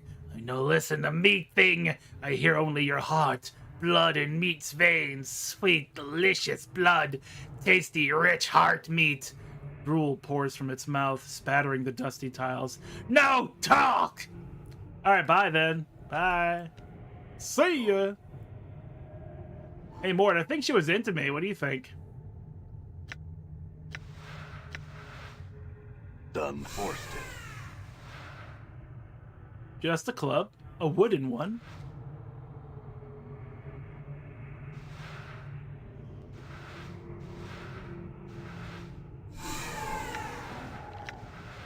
Forced it. Ooh, money! Sweet, delicious money. Forced it. Yes, please. Yes, I'll take those. It is I shall serve. All right. Puzzled skeleton. This skeleton is muttering to itself, occasionally pausing to scratch its skull. It is old enough so that no meat is left on its bones, only a few colored rags. Hi! It nods a greeting in return, but does not reply to you. I had some questions. The skeleton looks up at you and grunts in frustration. Not now! Forgive me, but I have the most horrid riddle on my mind and I can't puzzle it out! What's the riddle? It seems surprised. Oh, going to give it a try, art thou? Yes, go ahead. Very well. This is from a chortling buffoon of a bone bag thou may well find nearby. It refuses to give me the answer, and it's killing me. Go on, then. It nods. Think of words which end in "gree." Angry and hungry are two of them. There are but 3 words in the common tongue. What is the 3rd word? The word is something that one uses every day. If thou hast listened carefully, I have already told thee what it is.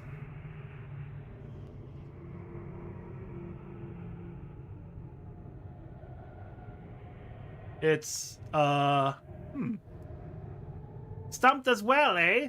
Let me know if thou should find the answer, and best of luck should thou try and get it from the chattering fool which gave it to me.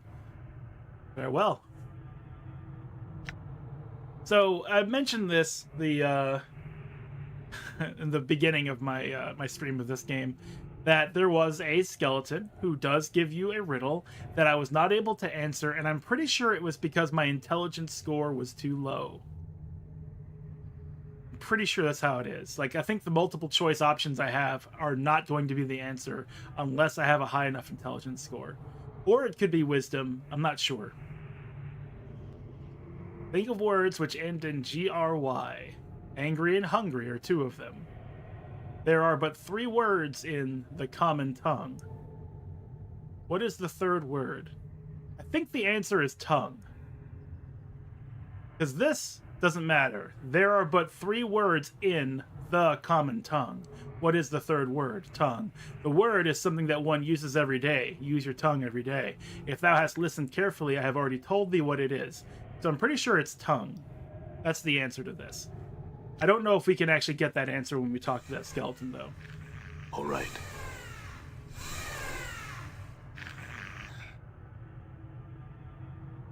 This rotting female corpse is shaking her head and moaning sadly. As you approach, however, she turns and holds her hands out to you, as if asking for aid. Greetings. Hi. The zombie moans softly in reply. With each exhalation, the stench of rotting meat fills the air. And you know what? I had some questions. You can't make out the zombie's moans, but it seems like she's asking you something. I can't understand you. Farewell.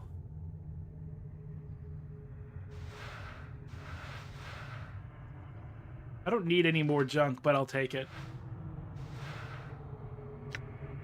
That cone! Endure, your will be done. Thank you. All right. Mort, don't you stay behind like that. I need you. I need all of you.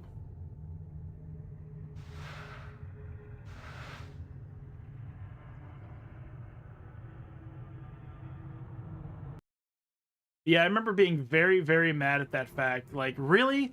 I could never have gotten the answer even if I tried my best? Even if I were to select every option available to me? Really? I don't hold it against them though. I think it's a good idea. I think it was interesting. It's just a little bit frustrating. There is no meat left on the bones of this ancient animated corpse, only a few colored rags which seem to serve more as decoration than clothing. It is staring at the floor, shaking its head and tapping its chin thoughtfully. It makes no response, apparently lost in thought. I said, "Hi!" It looks up and, seeing you, sighs with a small puff of dust. I have much on my mind and would prefer to be left alone. Is there something I could help you with? No! I have a difficult decision to make. That's all. Coke or Pepsi? Dated my journal. To continue my life here, or to die. To finally pass into the true death I have been told of. See no reason why you should give up your life.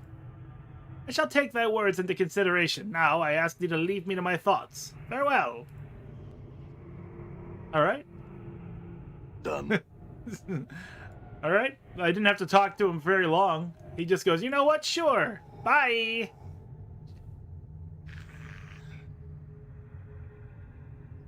Stale Mary.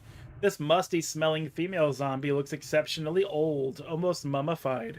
Her skin has the appearance of moldering gray-green leather, and one of her eyes has fallen out, leaving a dark pit in her face. Her voice is slow and thick. Greetings. Hi. She indicates herself and speaks again. It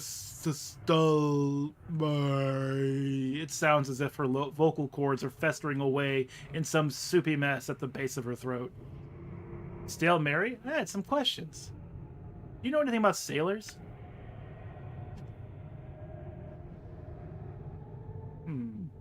Have you seen a small bronze sphere anywhere here? She mumbles and groans a stuttering, completely incomprehensible phrase. Can't understand you. Can you speak any more clearly? She shakes her head sadly, her shoulders rising up in a painfully slow shrug. Very well, then.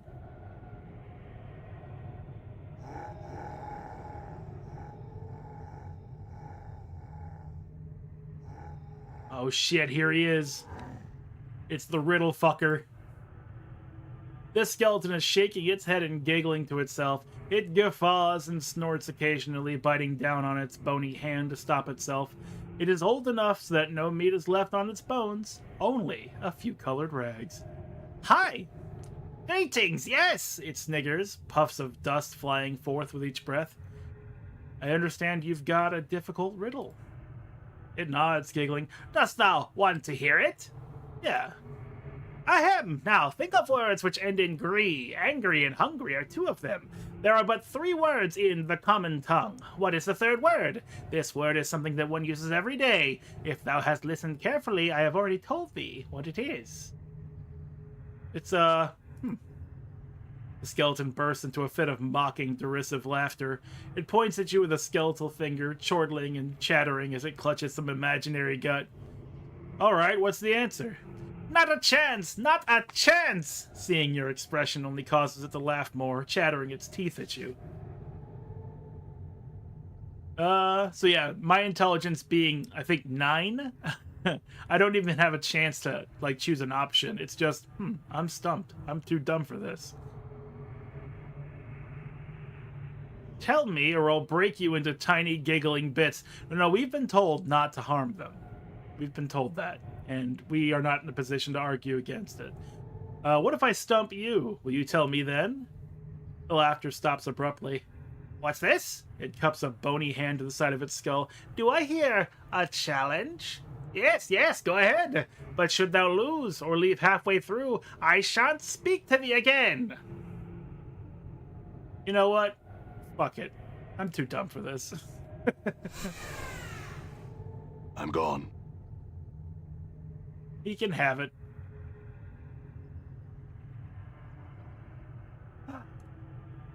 A knifed ghoul. This ghoul's face has a great gash across it, and one of its eyes has been destroyed entirely. Despite the relative freshness of the wound, it seems to cause the foul-smelling creature no pain or discomfort. You notice a grimy knife tucked into its waistband. The letters "Uhir" are carved into its handle. Can I have that knife you got tucked in your belt? The ghoul looks down at the knife, scratching its head as if wondering how it got there. Finally, it looks up and gives you a sly, toothy grin. Meat what knife? Meat make trade, yes? How about these rat tails? Yes, yes! The ghoul snatches them away greedily and devours them. After licking his clawed fingers clean, he tosses you Uhir's knife. Thanks. Farewell. Done. So we found Uhir's knife. I see, I see. So it's like that, is it? I have to go through all of you to get out of here? Daikon, are you up for a fight? You think you can do this? The hell? Oh, I don't have room. Hear you, I shall serve. Or I did have room, but I dropped the punch daggers. Yeah, here's Uhir's knife. +1 to luck. Speed 1. Edged, not usable by priests. This unremarkable dirt-caked dagger has the letters Uhir carved into its handle. Despite its shoddy appearance, the blade is well balanced. I don't think I need the cobblestone anymore. I don't know why I still have that. Let's get rid of that. And my own intestines? Do I need to hold on to my own intestines? I don't need this left arm anymore. I've got better clubs.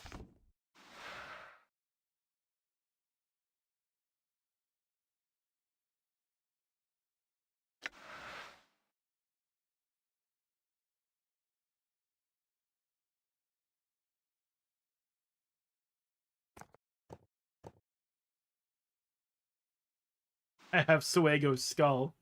This skull used to be attached to Suego's body before his unfortunate accident. I don't know if we need to keep this either.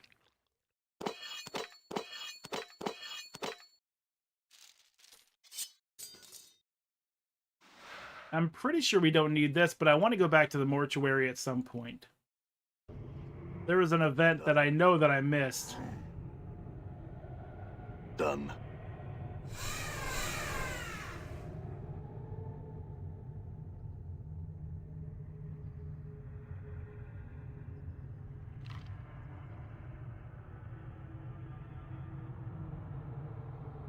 A skeleton merchant, you say? You see a skeleton bouncing from the ball of one foot to another. Air whistles from between its teeth. It looks very, very bored. At your approach, its demeanor changes entirely. Welcome, welcome! I've got a host of items for your perusal, fresh from the latest Berks who've been trying to loot the quiet ones. Would you like to see them? More than anything, show me what you've got. Yeah, these can go. This can go. Wow, punch daggers of Morin for 3,200 coppers.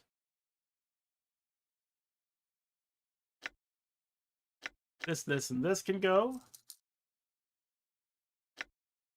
And these can go. These can go. I don't see myself using Blood Bridge, but I also don't need more money. Like, if our nameless one was a mage, I would use Blood Bridge to heal everyone else, and then let my natural healing take over. But our nameless one is not a mage, so...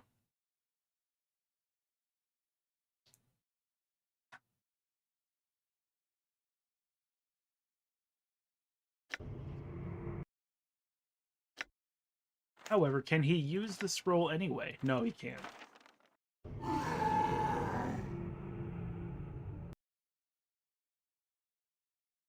We can buy some needle and thread.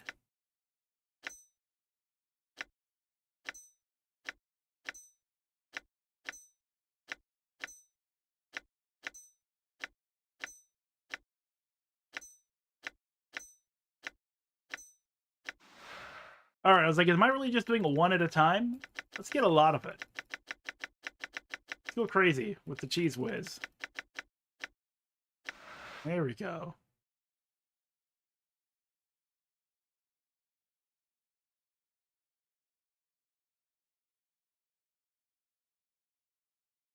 More Charms of Infinite Recall. I'll buy all of those.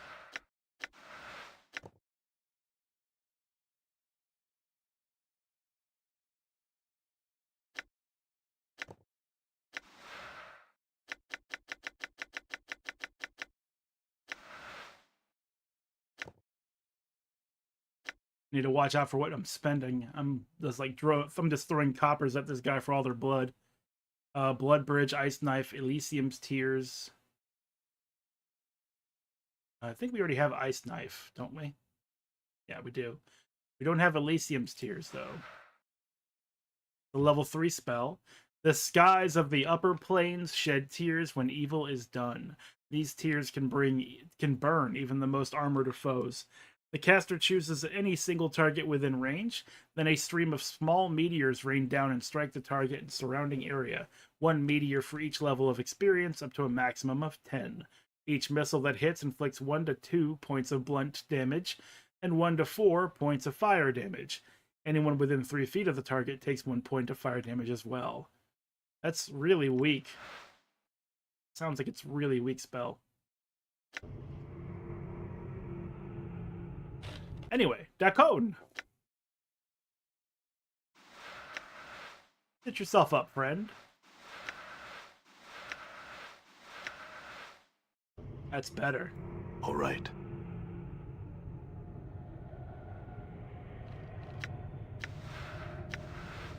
Done. Forced it. 3 skulls and a rag. All right.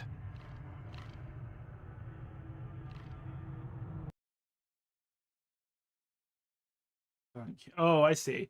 So this is how we get to the Silent King's throne room, which is why it's so heavily guarded. This is the way out. This is still Mary's chambers, the chapel, Suego's chambers.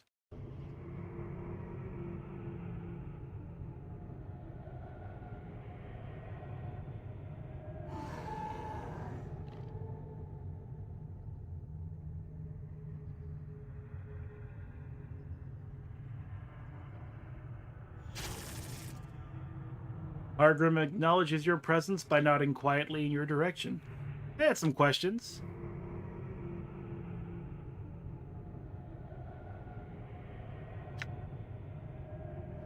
Did we rest here?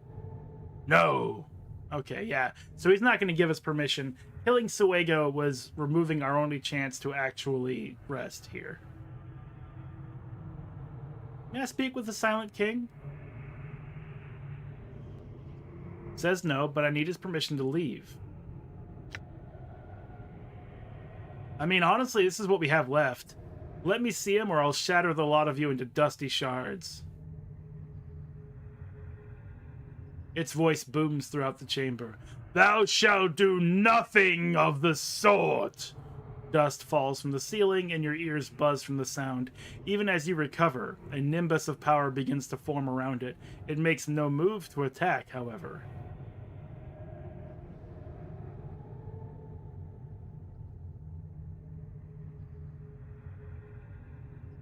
I don't feel like I can take Hardrim the Bleak. Gone. The pulpit is made of old wood, slowly falling apart in the damp air of the catacombs.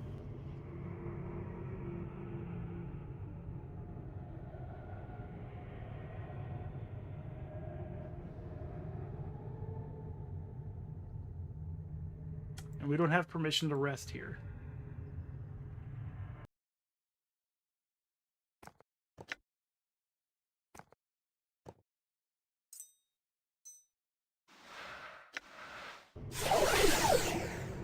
I'm gone.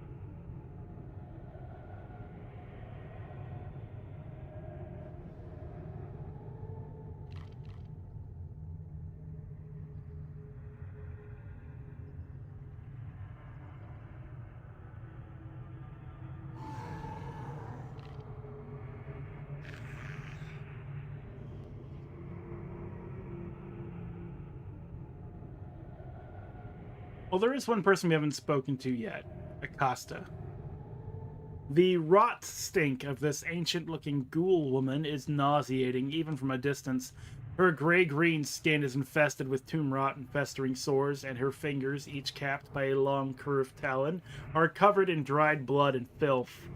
Her hair, thick with scuttling insects and worms, hangs to her knees. It hides nearly all her face in shadow, save for a fanged, feral grin and a lolling gray tongue. Hi! What have we here? Some pretty meat? Aye, a little tough gristle. Sharpen me teeth on your bone and grow fat on your marrow, hmm? I had some questions. Who are ye to come before me like a feast? Answer, Accost. I have no name. Then neither does Accost. I call ye Blooded One. Pray ye still have a name and a will before I tear ye apart. Blooded One? Meat people to eat. Her yellow eyes peer intently at you through her ragged white hair. Yea. I had other questions. Go, pester Acosta while you still live, meat. Ask. Have you seen a small bronze sphere anywhere here? Acosta shakes her head, lice dropping from her long white hair as it sways about. Acosta opens many coffins, many tombs. Never seen such a thing. Had other questions. Why have I been made a prisoner? Acosta grimaces. It's because we didn't catch you in the dark halls where you'd have been a meal to us. She shakes her head, snarling. Damn the Silent King. Damn his old bones. Meat caught here by the others stays here until it joins the others. Tell me about the Silent King. Unseen King, not silent. He say we do. Marrow-stuffed bones and herd of dead flesh obey him, no question. Acosta not see, Acosta only hear. One day I shall meet this one. Meet this one, yes. Acosta strong and Silent One weak. We shall see who master, yes. Who else inhabits this place? Many wander these halls, yes. Marrow-filled bones, herd of dead flesh, we, the blighted ones, all ruled by the Silent King, she spits in disgust. Who tells us what to do, what not to do? Also, the little tasties, blooded rats. Acosta rubs her clawed hands together greedily. Tell me of your own kind. We are the blighted ones, yes. Acosta and her lovely ghouls, her children, always hungry. What are you doing here?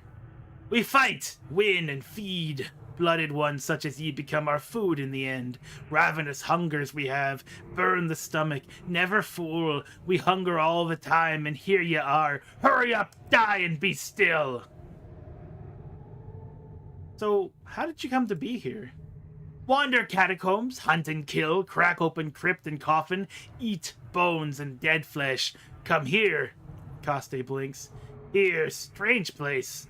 Acosta stay among the weak, marrow-filled bones and herd of dead flesh. Can make noise, talk to them, and they talk back. So why have you not killed and eaten these undead then? Acosta frowns. Not easy prey. They are not still like other bones and dead flesh are. They fight as pack, and are many of them. Difficult to beat both. Weak or separate, together strong, almost strong as Acosta. So we wait. What is it you wait for? Wait for weakness, yes. Wait to see how strong Silent King is, if he's stronger than Acosta. Wait for herd of dead flesh to stop following marrow-filled ones. What will you do then? Updated my journal. Would eat all. Hungry. Kill all small blood fur things.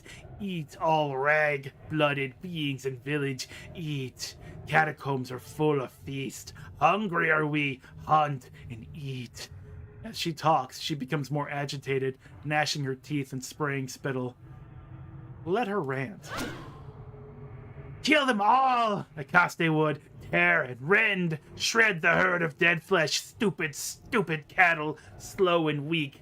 Fit only to eat and rend and tear. break and snap the weak bones, suck the marrow from their brittle bones, kill and eat them all! Let her keep ranting. Akaste want them to be quiet, still dead, not talk and walk. Die and be still, so that it can be eaten. Caught between the teeth, crack their skulls to suck forth their brain meat, then pull open their rib cage and devour the soft parts past the skin. Akaste smashes a clawed fist into the ground, shattering the tiles in her rage.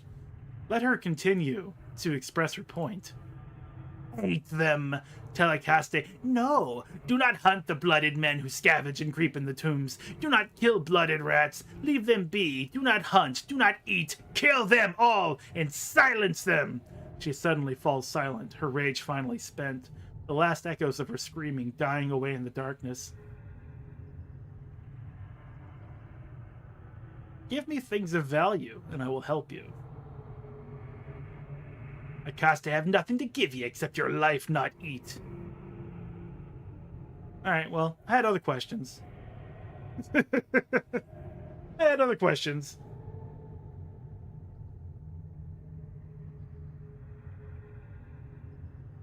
Let me ask you of someone in particular. Me. No? Okay. Akaste narrows her eyes and cocks her head. What does the meat ask about? Stale Mary. Fleshy food, not strong, like Akaste. Weak, dead flesh woman. Let me ask of someone else. Argrim. Marrow. Akaste licks her cracked lips and gives a feral grin. Old marrow, but is marrow. Akaste snarls, eyes burn. Kill him. Kill all the bones, if not for the weak bones and herd of dead flesh. Bones? The bones, the skeletons, weak, tired, too many centuries, too brittle. She snatches a bone off the floor, snapping it for emphasis. Weak, dead, don't fear, but the bones do. Afraid to die and be fed upon by Akaste and blighted ones. Afraid to die? We dead now. Fear is something blooded ones stink of, not dead ones. Blighted ones?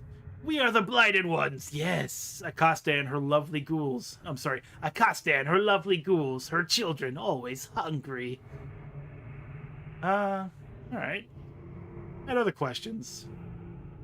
About someone in particular. The Silent King. Okay. That's all I wish to know. Farewell. Done.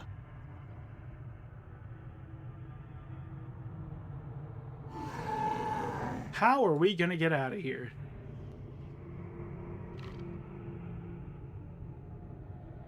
I feel like it's through Hargrim.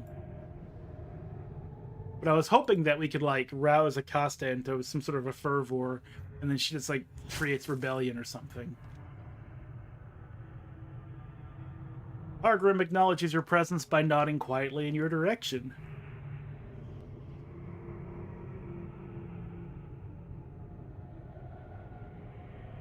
Let me ask you about someone in particular. Tell me about Akaste. She is the matriarch of the ghoul pack that has come to our halls. She is strong and extremely cunning. Tell me about the ghouls. I do not trust them or their matriarch, Akaste. They watch us with hungry eyes and would doubtless devour us all if our numbers and the word of the Silent King were not a shield against them. It pauses as if thinking. Go on. Updated my journal. They are forever ravenous. Without us holding them in check, they would run rampant in the buried village and the warrens of the cranium rats, killing all, then return to devour all that is here. Mm-hmm.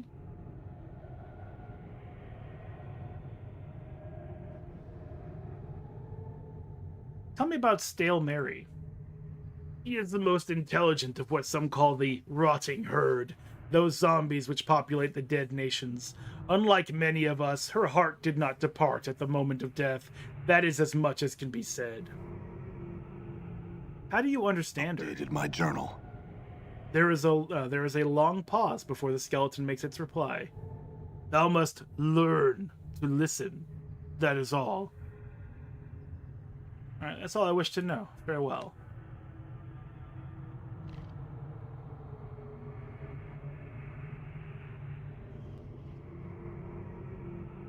As the zombie faces you, a glint of recognition flashes in her dead eyes.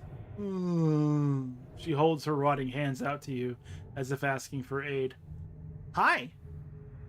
The zombie moans softly in reply. With each exhalation, the stench of rotting meat fills the air. I had some questions.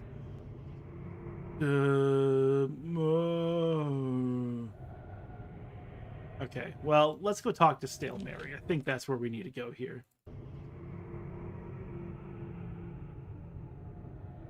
Oh, right. Again, I'm playing StarCraft in my head, pressing shift to cache different inputs. Doesn't work here. You see Stale Mary. When she finally notices you, she groans softly. I had some questions.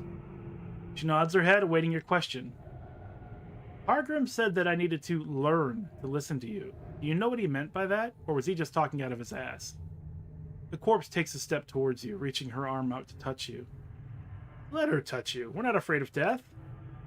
Her nearly fleshless hand brushes gently against your forearm, and she speaks. How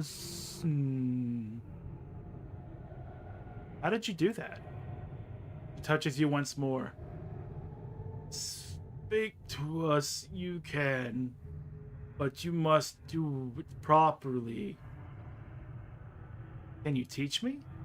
She smiles, the hardened skin of her face creaking like thick leather. Yes.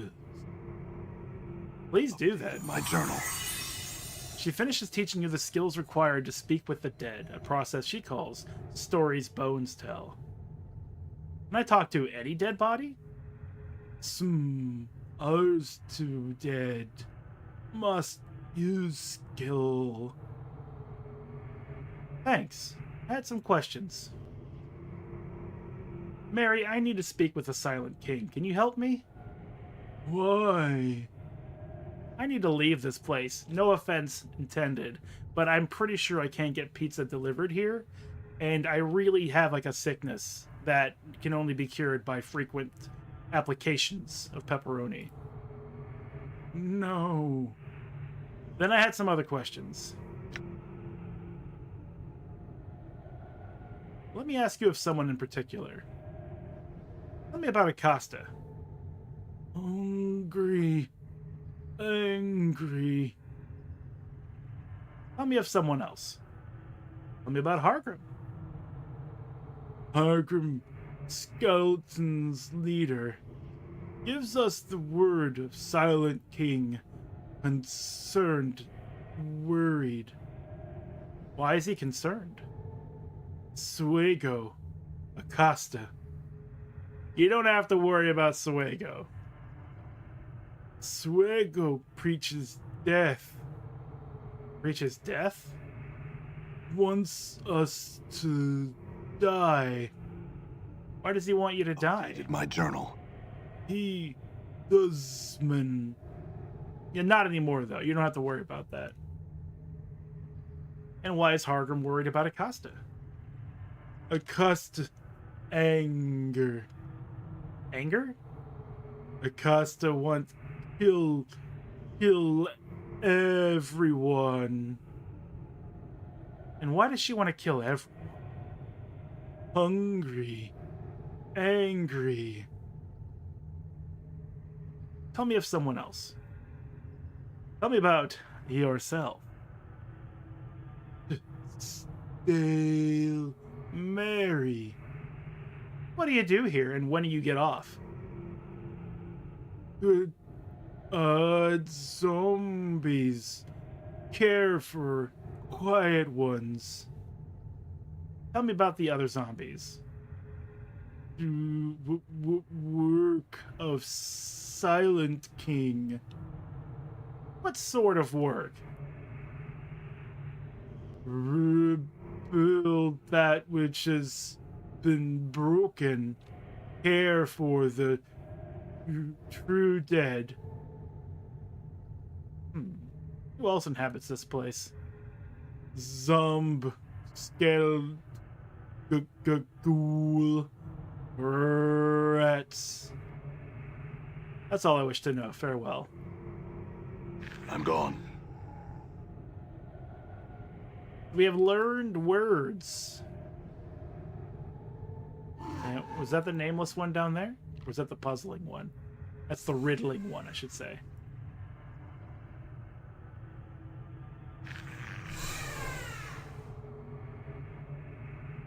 Hey, baby, I can speak your language. As the zombie faces you, a glint of recognition flashes in her dead eyes. She holds her rotting hands out to you as if asking for help. Hi. The zombie moans softly in reply. Only your skills in conversing with the dead allow you to understand her. Name.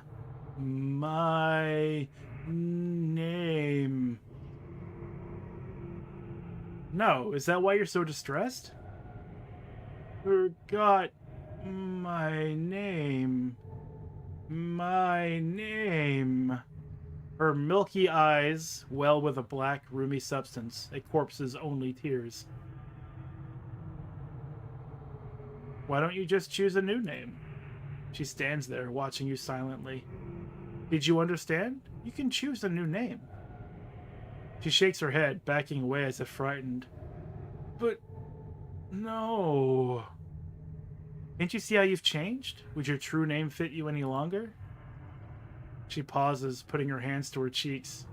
The corpse bites her lower lip. Yeah, see? You can let your old name go now. Become something new. But... who? What name? She appears confused, overwhelmed. Anything you like. Anything. You could be PogChamp Paparino. She stands quietly for a time, staring at the floor. Suddenly she raises her head. You name me? Think of a name for her. Updated my journal. You think of a name, but before you can speak it, the zombie hushes you, drawing close and cupping a hand over her ear. You whisper the name to her. The corpse nods, then smiles. Yes. Thank you. Of course, I still had some questions. There is a long pause. The zombie shrugs, one of her shoulders not quite rising as high as the other. Ask Mary. Stale... Sari. Perhaps I will. Farewell. Looks like my skills have increased. What's your name, then? What name did I give you? The corpse shuffles towards you, smiling. Thank you, helping me with my name. Of course. Okay, that's it. No more interactions with them. But hey, our boy Mort has leveled up. 6 more hit points. 2 more hit points from his con bonus. Saving throws have improved. Gained +1 fist. What does that mean? What does that mean? You're a skull. How would you have a proficiency on anything? Maybe fist is just like the default proficiency because they do hand-to-hand, teeth-to-body combat. Their alignment is actually chaotic good. Dacon's alignment is lawful neutral. Ours is still true neutral. We have 20 wisdom? Right, because we leveled up and gained a point, and I put it in wisdom. So I'm like, you know what? That's going to be our thing. We break stuff wisely. All right. Wisely. I wonder if getting that information from Stale Mary has unlocked any new dialogue with Hargrim. Hargrim acknowledges your presence by nodding quietly in your direction. I had some questions. Do you know anything about sailors? That's a Shenmue reference, in case anyone wonders why I keep saying that.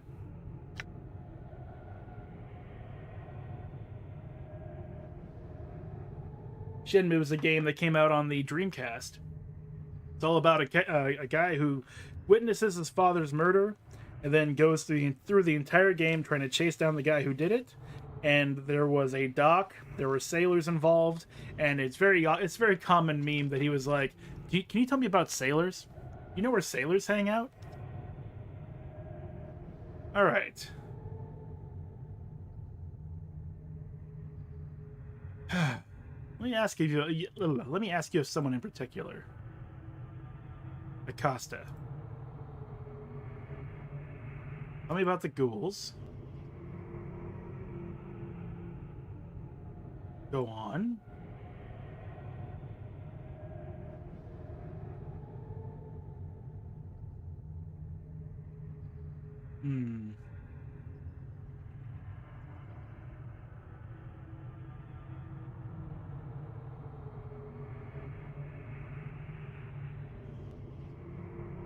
Okay. Well, there's one other thing we haven't done. I'm gone. I don't think we can walk in here, but I'm gonna try it. I'm sure they'll be very mad at me. I'm sure it'll be hilarious.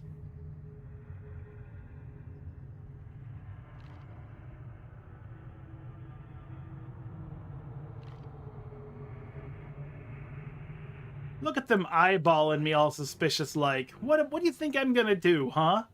It's a door. I'm just gonna open the door. You will need a key.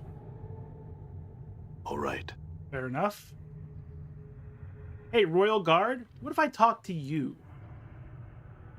This massive skeleton, far larger than an ordinary human, wears ornate bronze armor engraved with elaborate symbols. As you approach it, it looks down at you briefly, then away again. Hi!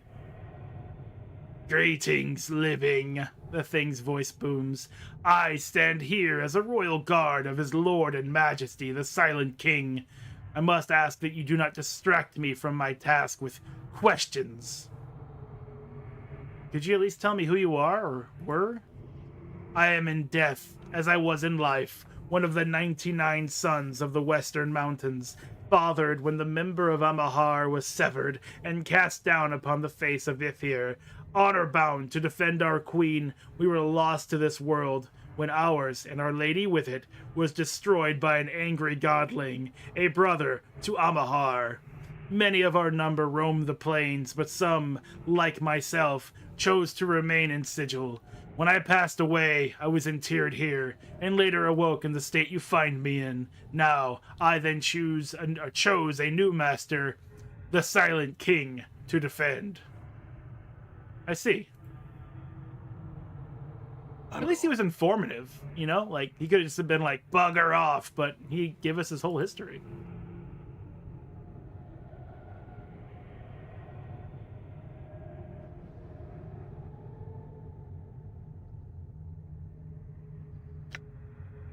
This is just conversation between a generic skeleton. We've already gone through all that stuff. Can I just walk out of here? Door's locked. Can I bash my way out of here? Failed. All right. All right. Failed. Failed. Failed. I will hear you.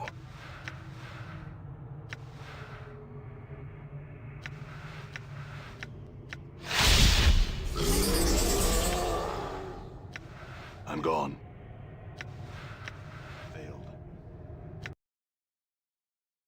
1891 strength, and we cannot beat this door down. Failed. Failed. I'm gone. What about this door? That door is locked. Failed. I'm gone. Done. Failed. Failed. Done.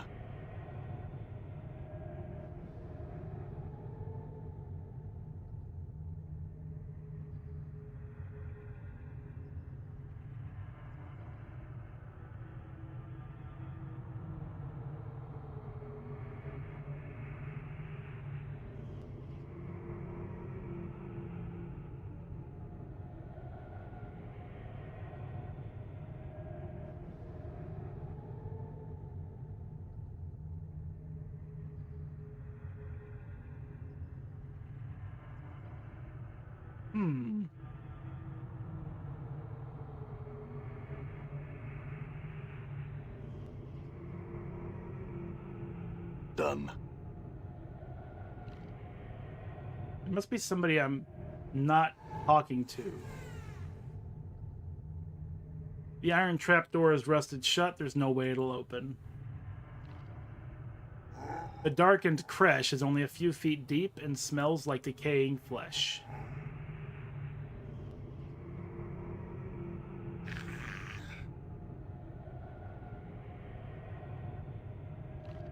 Feels like I can just take down Hargrim myself. That's certainly an option. Not the wisest, but we're not smart in any other way. So mayhap that's what we'll do. Mayhaps.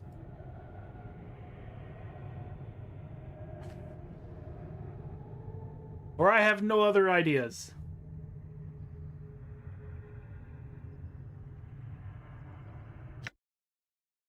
Let's see.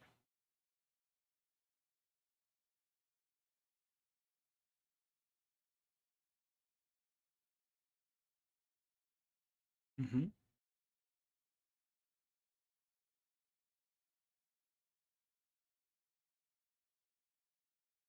I think we completed this, and we never went back to Naraj.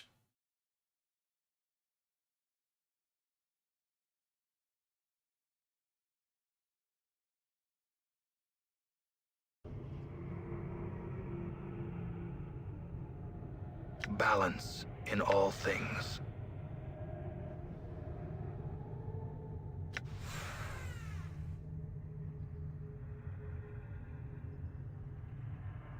$30 seconds. Okay. More than enough time for us to finish this fight.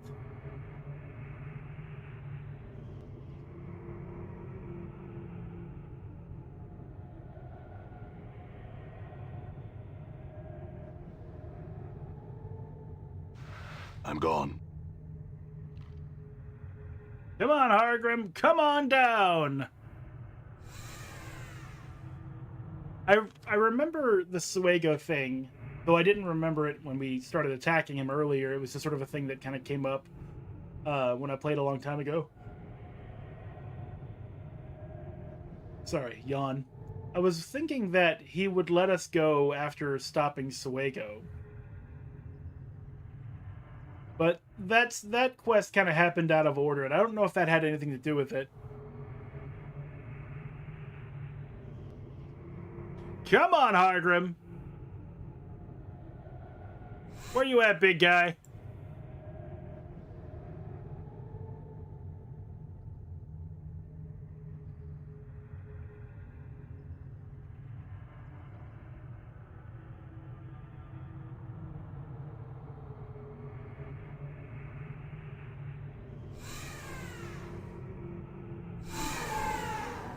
Hargrim, come on. Come up to your favorite place. Do it. I don't want to have to fight you and everyone else at the same time.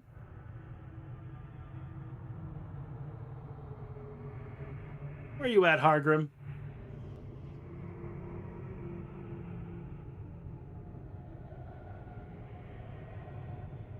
There you are.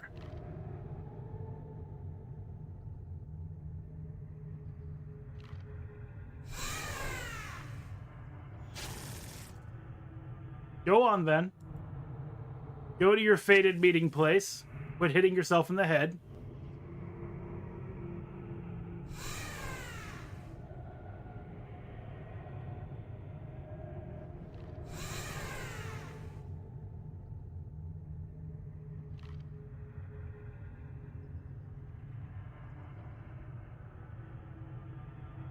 Go on, then. Let's go. Here we go! Yeah.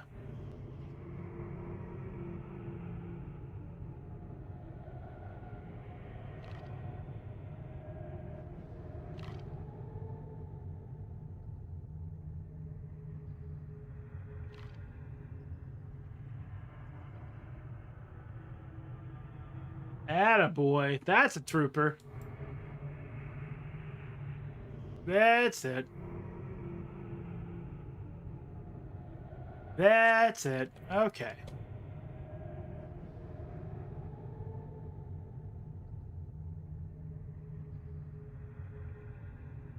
Let me see the Silent King, or I shall shatter the lot of you into dusty shards.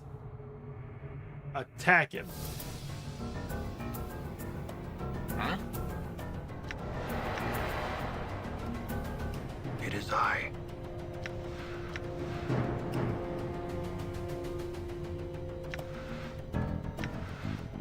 Stabs pain into my eye.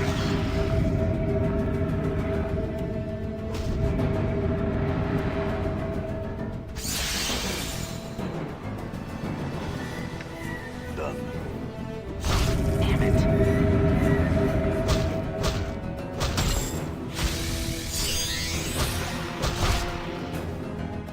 Where are you going? Your morale has failed you.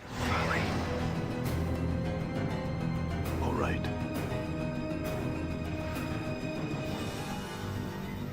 Argrim's skull. The Dead Nation's key. Done. Everyone's mad at me.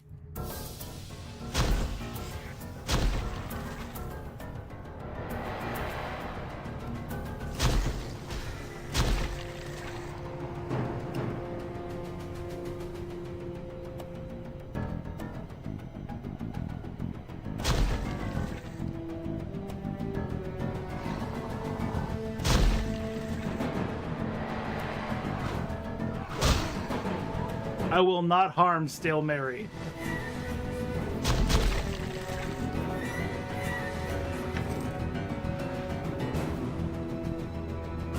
Makaste is down there.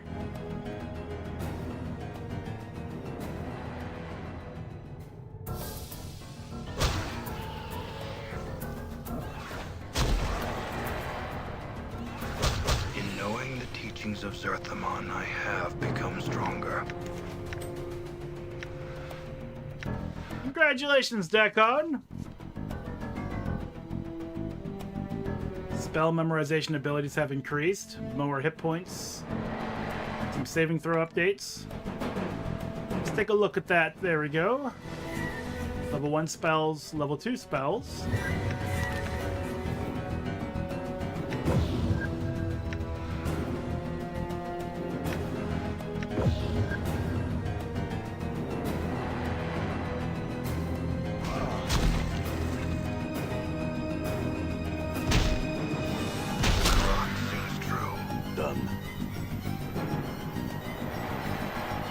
This isn't how I would normally do things, but this character has been not very smart and very strong, so this just kind of works into their strengths, quite literally.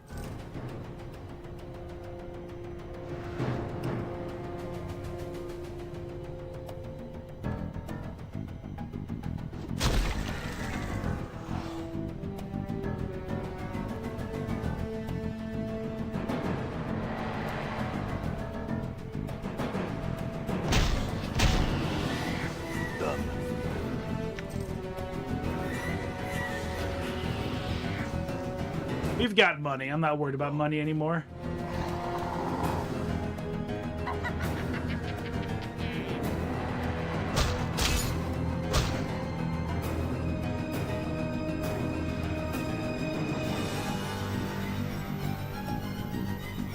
And we're out of there. But what about this door?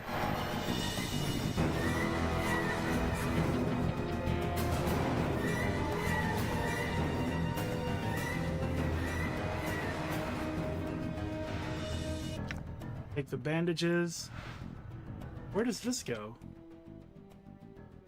The Drowned Nation's catacombs. Oh, the Drowned Nation's... Yeah, yeah.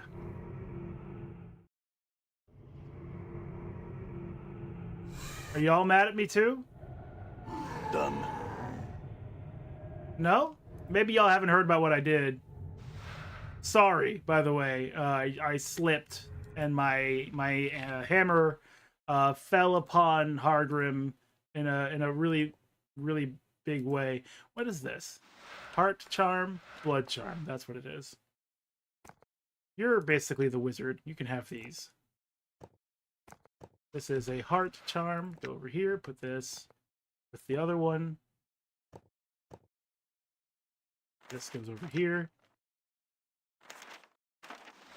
Scroll of force missiles. Level 4 force missiles.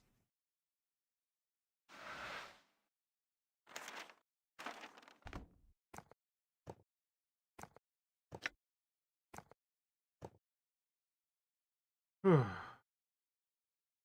don't think we need Suego's skull or anything anymore either. Gonna leave those on the ground. We have the key, we have our way out.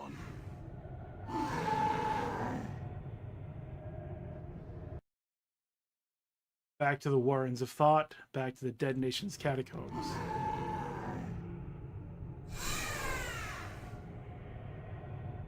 This female ghoul carries herself with greater authority than those around her.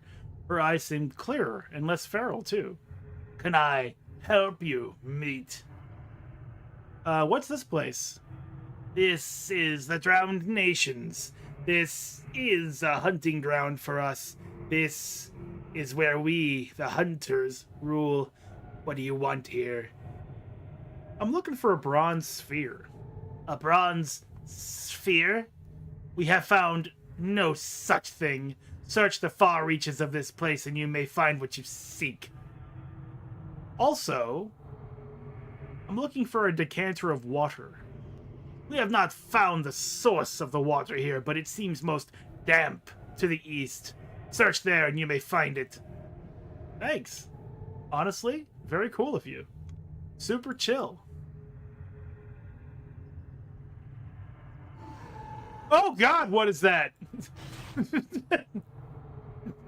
What?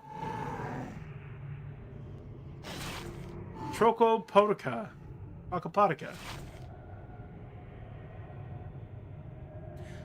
Meat creature. Trocopotica keeps us from treasure. Yes, the Troco must die. You keep treasure, we get body. Yes? Explain that creature into my mind.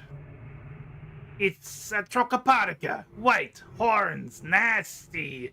Trocos eat flesh, our enemies. Kill it, yes? What's with your friend? Howard, he is afraid of Troco. Kill it for us, yes? Fine, I'll kill it. Yes, good. You get treasure on body, we get meat. Go now, kill! Endure. In enduring, grow stronger. This is bestows an AC2 against all attacks and +1 saving throws. There cannot be Jeskai. Your will be done. Go forth, Dakon! Tank for me! All things must die! Actually, that hurt you a lot, Dakon. I'm gonna need you to do some healing of some kind. Go ahead and stitch yourself up, get yourself some resistance, and get back to work. 17? I can't leave you at 13. You could die in a single hit.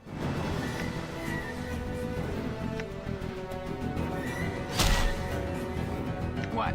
Good as done.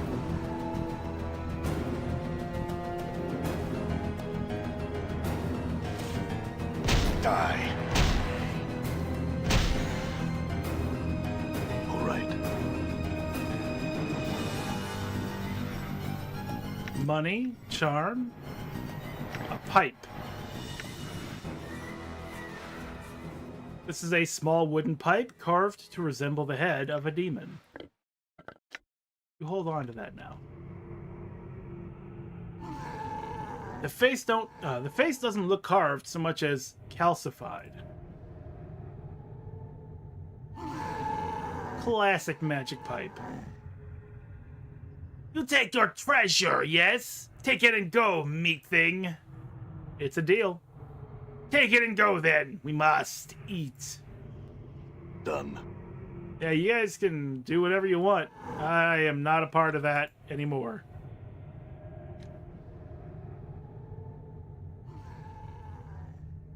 Oh no, it's another one. And me without my shotgun.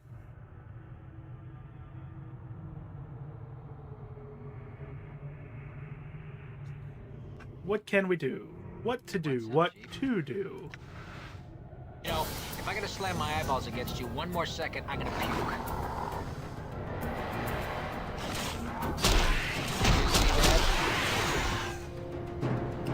Well done, gang. Well done. Good job, all. Good job. Teamwork. Love to see it.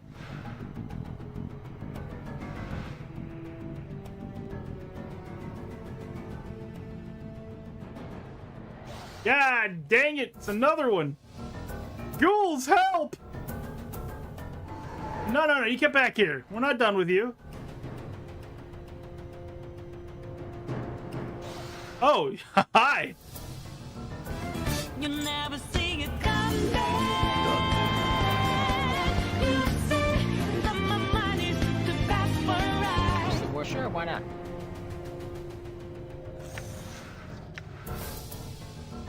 Stupid yabo. Stupid yabo.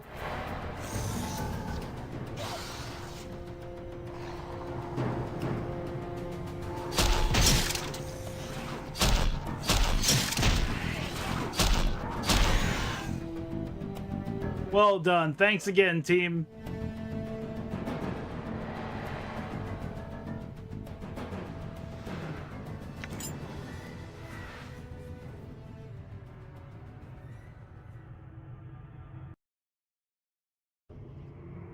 I don't think I've ever gone down here.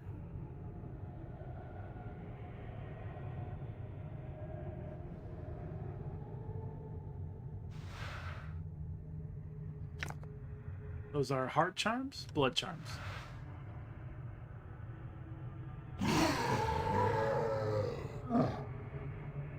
What's up? Okay.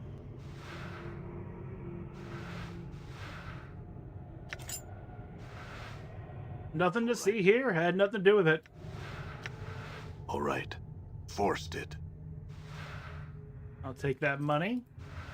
Yeah? Okay. Gold bracelet. Iron knuckles. Magic iron knuckles. I am curious about this pipe, but I don't want to waste an identification thing on it just yet. This large tomb has a short inscription carved into it. Read the inscription. Here lies the beloved mother of Ba Jin. Ah, the last part of the inscription is illegible. Ba Jin Ah. I wonder if that was the nameless zombie's real name.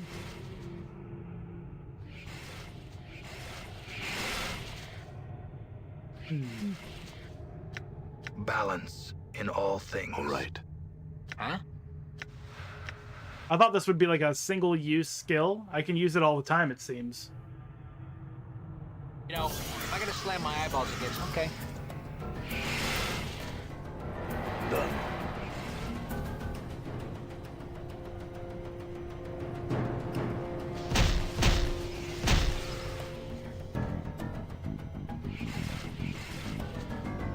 One of the things I really like about this game, and I've preached it over and over again, is its non-murder-based experience point gain. Your sheer And then here I am doing exactly the murder-based experience point thing.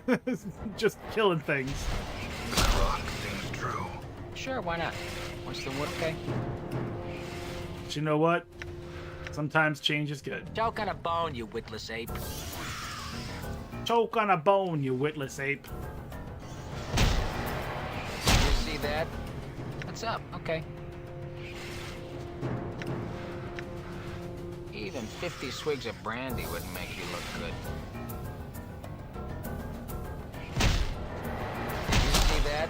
I'm gone.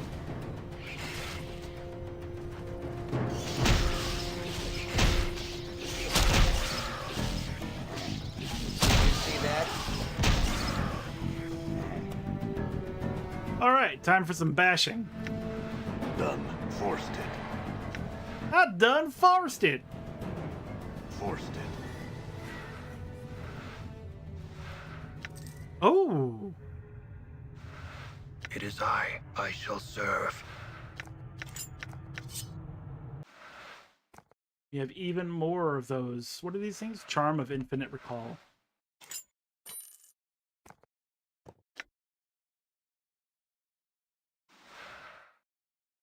Ah, +2 to armor class. I need to remember I have those bone charms. Put them up here. So I can forget about them on my quick slot as well. I'm gone.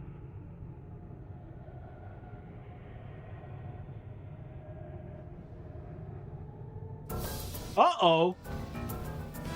You never see it come back. My mind is too fast for a ride.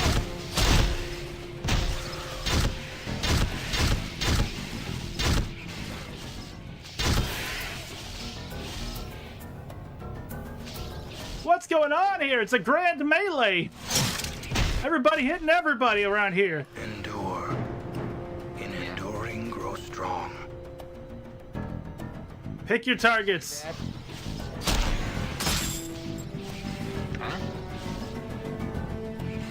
Did you see that?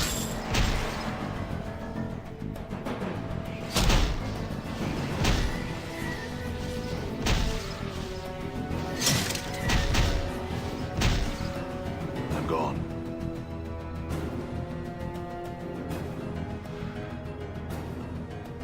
More loot. I hear your words. Sure, why not? And do I see some needles and thread? Done. I do. Join your friends, needle and thread. In fact, let's use those. Use another one. I'm gone. Something has staved in this body's chest cavity. Not sure what staved means in that context.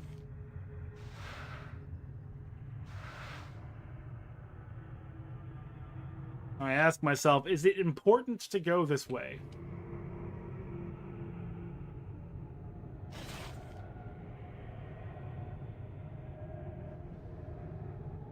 Maybe. What's up, Chief? All right. What's the word, Chief? Balance in all things.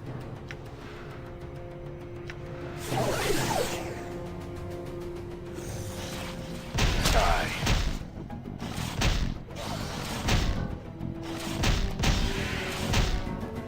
Did you see that? I feel stronger. I love how Mort seemingly has the ability to talk shit to something that doesn't understand the language he's using. Weapon proficiency slots gained, fighting skills have improved, a characteristic point gained, and 9 hit points. Alright, we can put another point somewhere.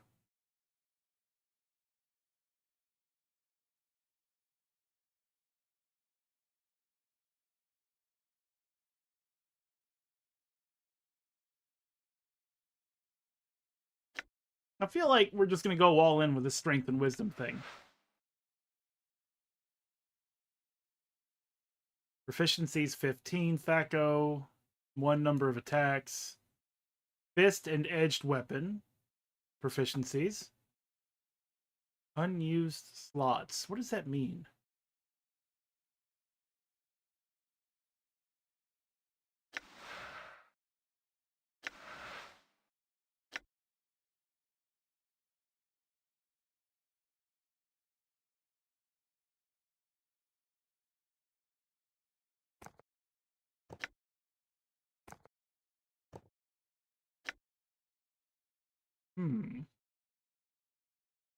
My AC is 7 right now. That's nice. That's the map screen. Mage, priest, journal, statistics, information. Straw and Rune Shadow is the strongest creature we have killed. My favorite weapon was an iron pry bar.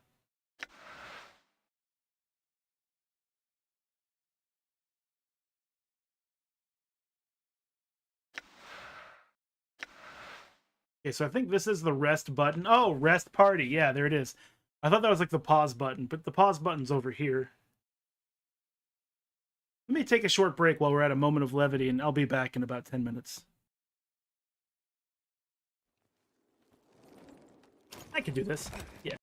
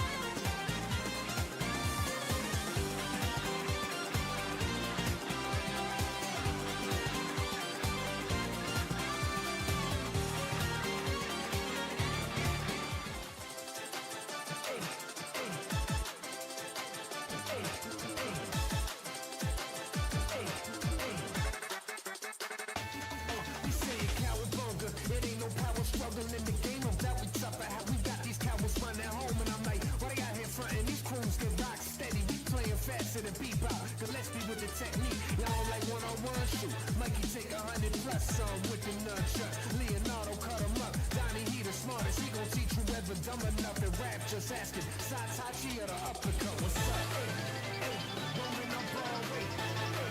Hey, rolling up Broadway. Hey, hey, rolling up Broadway. Rolling up Broadway. I can do the solid day. Hey, hey, rolling up Broadway. Hey, hey, rolling up Broadway. Hey, hey, rolling up Broadway. Rolling up Broadway. Can't handle this. You end up as a bandages. My ambulance, my channel 6. What a report with the damages. We champions. Better than the 10 out of 8. Shut up, better get down.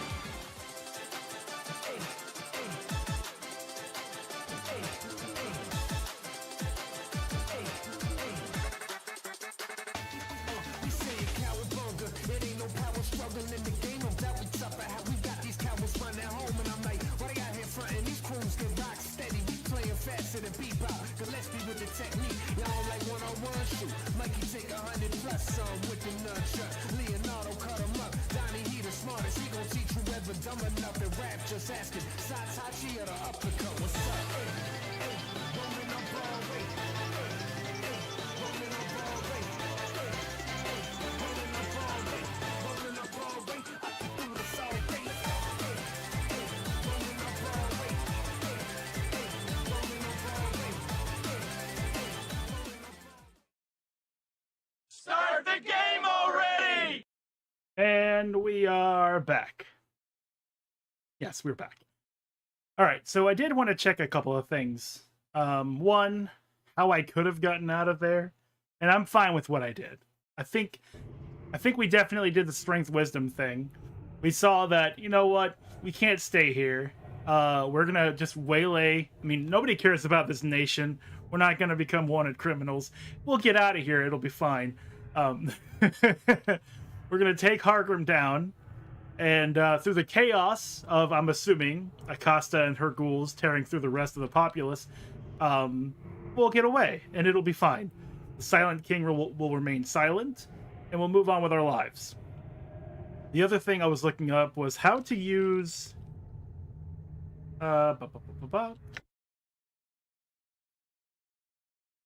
proficiency points. And the answer to that is to actually talk to somebody who will teach you how to be better with your weapon. I don't know who those people are. I didn't go that far into it. But just knowing that I personally didn't have to do something to augment my own weapon proficiencies is fine. As long as I wasn't missing something obvious, I'm okay with just waiting until we find someone to teach us. With that said, we got another Tacopotica to kill. Crocopotica. Sorry. Let's go. What's up? You got a face only a sledgehammer can love. And hands. You got a face only a sledgehammer could love. Done.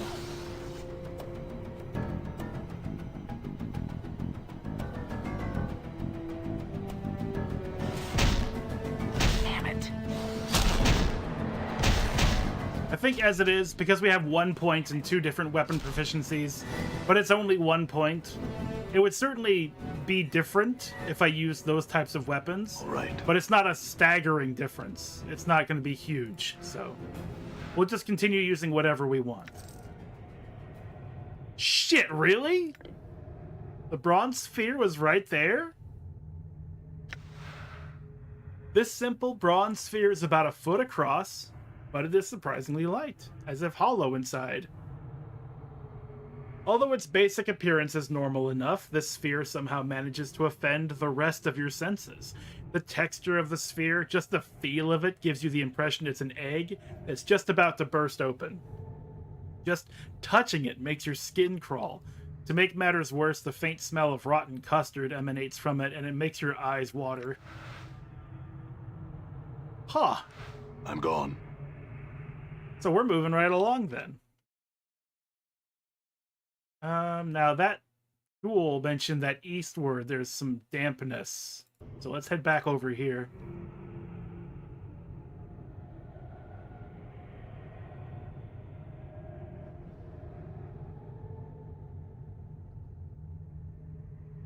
But yeah, it's an interesting game. Like most D&D games by now, I would have something in all of these equipment slots. I've got nothing so far except for like a protection ring and an eyeball. Part with that. But I don't want to part with that. And my weapon. And we're using this enchanted hammer because it is a +1 weapon, and that +1 makes it pretty good. Though this bone dagger is not bad either. It's also a +1 weapon, enchanted. We got 3 things to identify too. Let's, when we get up to where we're going, when Doc Cohen finally shows up over there. Oh, damn it, don't. I was wondering why it was taking them so long. I probably held shift thinking I was, you know, making nesting commands, but instead it was just slowing us down because I turned off our run mode. Anyway. It is I. It is you. Spiked Knuckles. Enchanted +1. Speed 1. These iron knuckles have been improved upon by the addition of tiny spikes. In addition, a minor enchantment has been placed on them, making them lighter and stronger than ordinary iron. Another bone dagger. And the Abyssal Pipe invokes Cloud Kill. This is a small wooden pipe carved to resemble the head of a demon. When used, this pipe billows forth great gouts of deadly fumes from the plains of the abyss. I don't think I can dual wield in this game. If I could, I would dual wield bone daggers.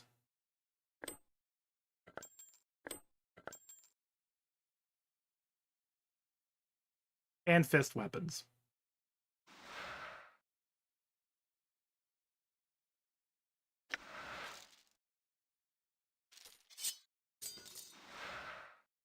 This is a +2 punch dagger?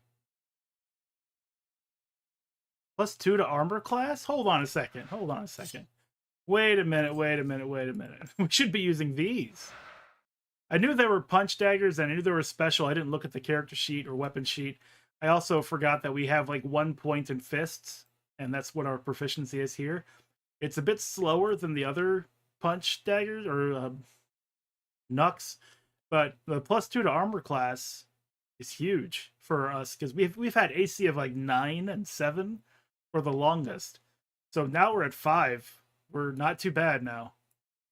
These daggers were once wielded by Morin, the Jinxed. Morin was a hapless young woman who became a thief through a series of disasters.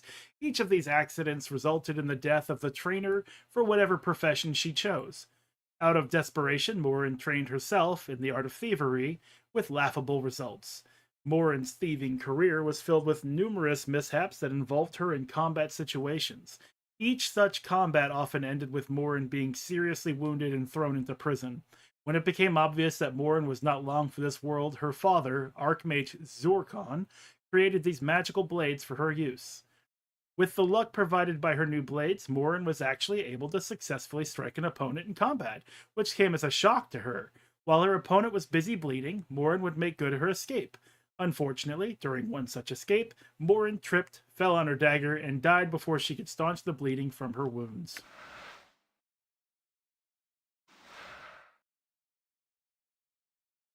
Okay. +2 weapon, though. +2 weapon.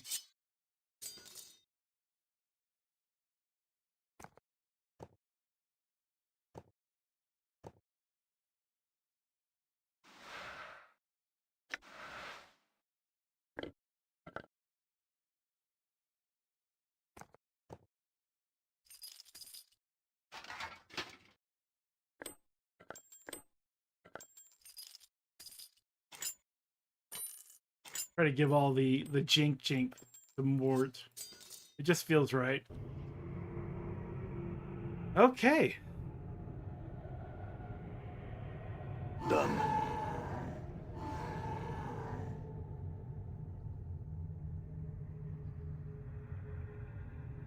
I didn't bungle into anyone's trap. Yet. I'm gone. Oh, maybe this trap didn't work out so well for them. See that?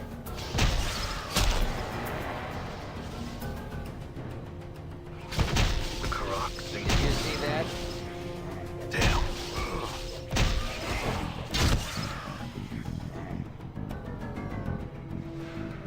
What's that? A dirty rat charm?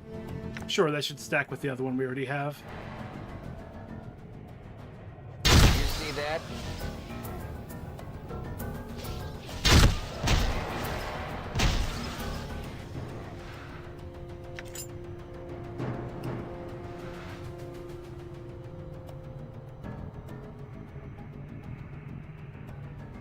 Yeah, it looks a little moist over here. There's water on the sides. Water on the floor.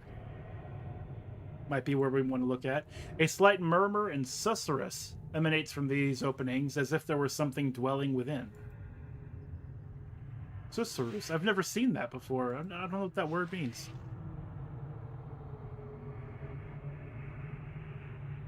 Oh, shit. Back it up. Oh, fuck. Ah! Do we have any magic left? In enduring, grow strong. No. So we're just gonna have to post you up there. Okay. Post you up over there. What? You just call that motherfucker out. Stinkers.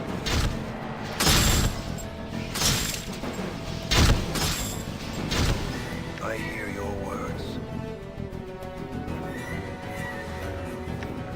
Give you a clot charm. I will hear you. Hit that enemy there. What's up? Mort, hit this enemy here. Nameless one.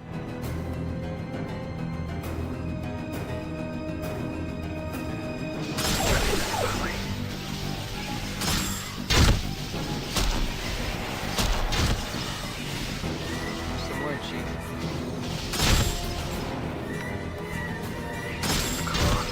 True. Balance in all things.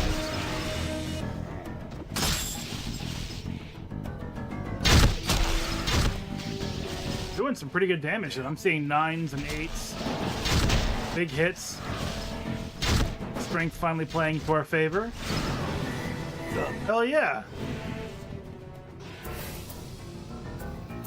You're a brave one, aren't you? Bring on the other brave ones. Damn it. I'm hurt.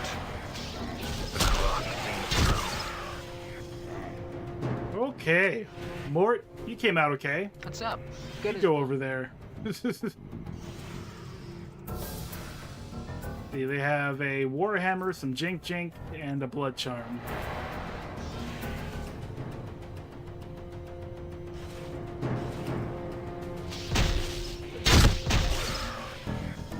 All right.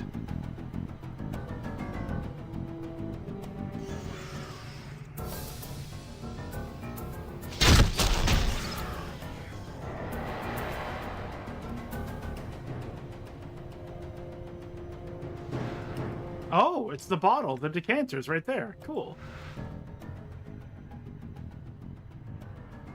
Yeah, I'm really sure I've never done this before. And there were multiple ways to get out of the dead city or dead town or whatever it was called.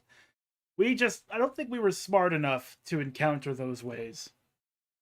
Or maybe we needed more charisma or something. We were just wisely imprisoned. And I didn't like that.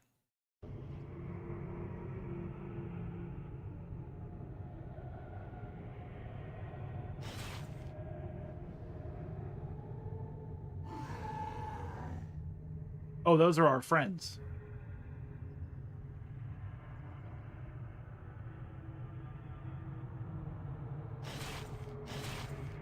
Yeah. Sod. Good as done. Honestly, that is a very good skill that I've never used before.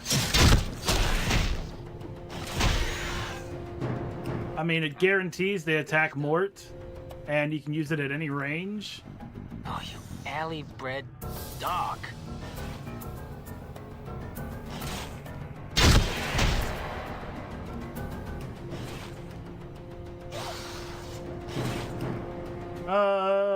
Shoot. Okay, this is not going to be good.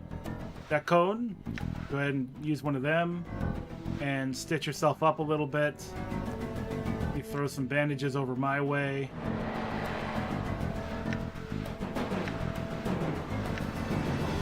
Good enough for government work. Endure. In enduring, grow strong. You see that? You give that Tropicotica. What again? Oh, Trocopotica, there we go. A good left hook, and hopefully be enough to kill it.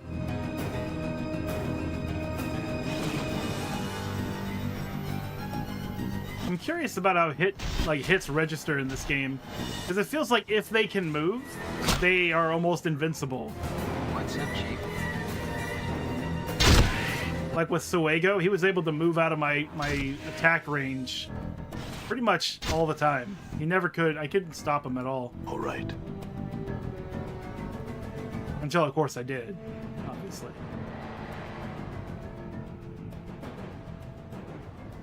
The totems are clearly outdated. This is definitely a dangerous area to ghouls.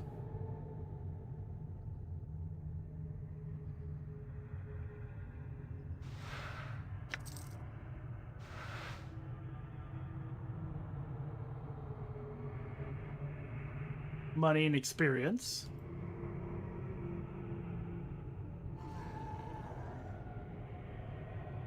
Okay, I think we're done here, except for this exit to the sealed passageway. I'm gonna go down there and see what's up.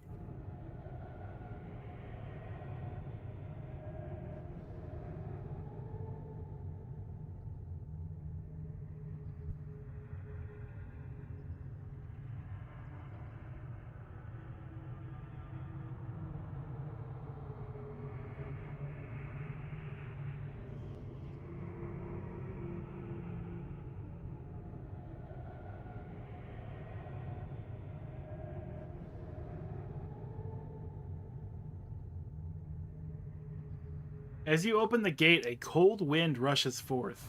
You begin to shiver as you hear the sound of a voice whispering, although you cannot make out what it says. In a second, it is gone and all is silent. You realize that you have been here before, and you have a strong feeling that your companions must not follow you in. I think it'll autosave. I also don't have a choice. I'm going in alone. Wait out here for me.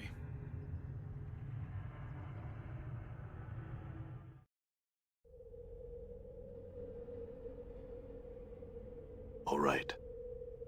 Hey, it's that emblem on the ground. Oh no, I have a full inventory, don't I? Oh no, I've got some space. A little bit of space here. I have got to keep my intestines with me. All right? Don't second guess me.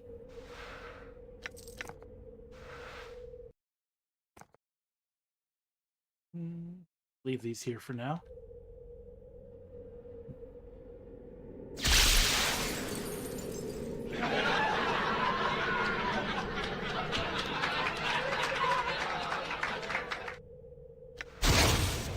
Ow!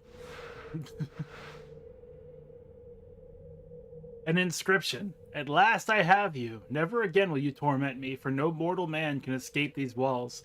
Seek the keys and embrace death with each that you find. Only then shall you be free.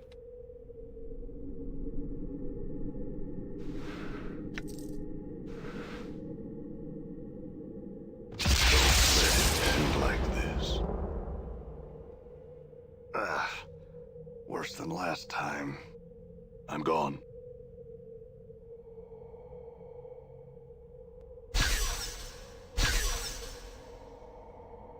This isn't where I wanted to go.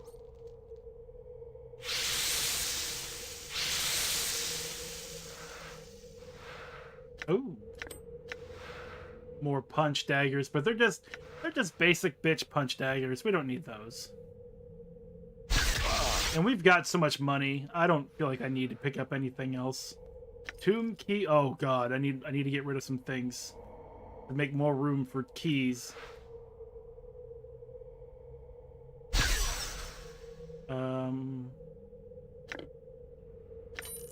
I don't need that. You know what? Here, I bequeath upon you my intestines. Or these 2 pieces of junk.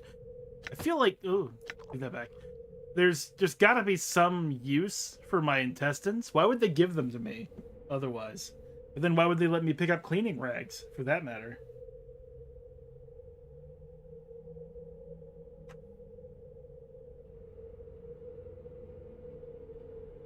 I don't need that stiletto, though. Pretty sure I don't need that. This battle axe of quality was nice, but it's really not better than anything I'll have for the rest of the game, so you can have it. I'm giving you all of my worldly possessions.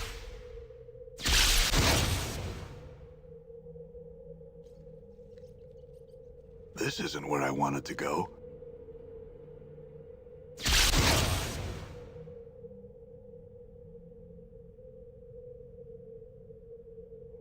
This isn't where I wanted to go.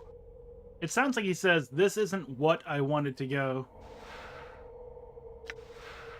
Tomb Key 1. This key seems vaguely familiar somehow. As you hold it, you suddenly know its purpose.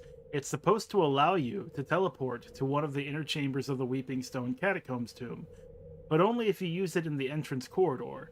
Once inside the corridor, it's useless. If you could somehow get back to the entrance chamber, you might be able to use it to use the key to jump somewhere else. Well, we know a way to get back to the entrance chamber.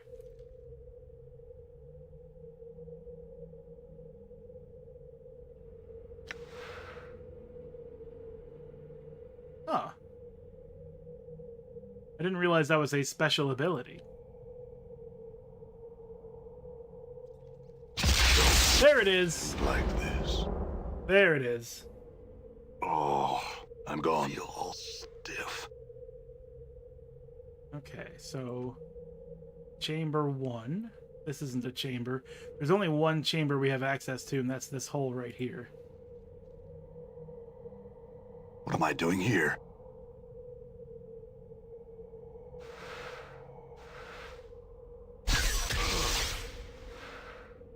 And another key, Tomb Key 2. This is a portal key. Ah!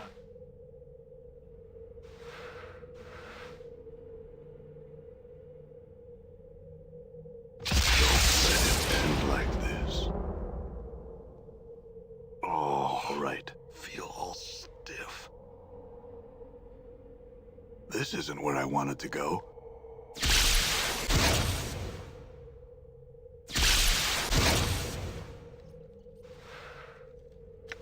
This is a portal key. Tomb Key 3.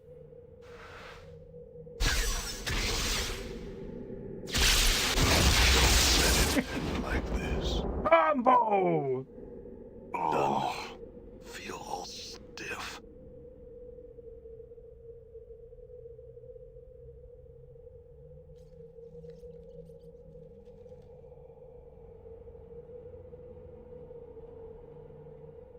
What little life there is in the world is draining out this hole in my body. The world can burn. The plains can burn. Just give me life. I will destroy this life so badly, break it, smash it, and stain it in blood and feces, so you cannot live it either. Let all creation burn, for I cannot die.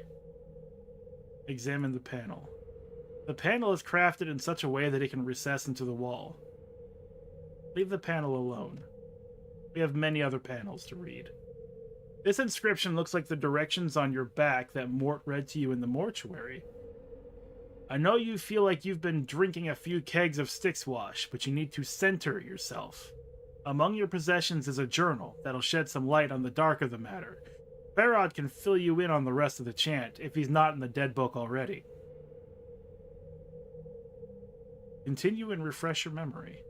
Don't lose the journal or we'll be up the sticks again, and whatever you do, do not tell anyone who you are or what happens to you, or they'll put you on a quick pilgrimage to the crematorium.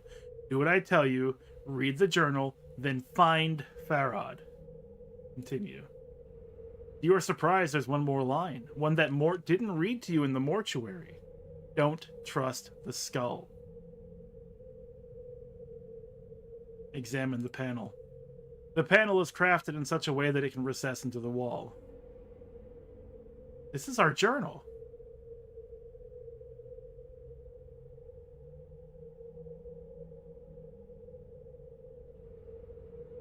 It is extremely important to record your journeys so that you might learn from them.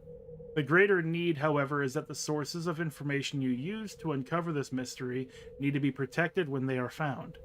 If key figures, documents, or oracles are somehow removed, either by death or destruction, then you will never know who or what you are or how you came to be this way.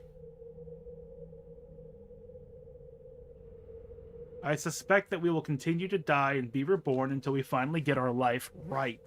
I do not know what we have to do to bring that about, though, and therein lies the frustration. Is it some sort of karmic cycle? As I gather, some incarnations have committed terrible crimes, but also there have been a number of incarnations where we have labored to do nothing but good. Are these incarnations intended as punishment?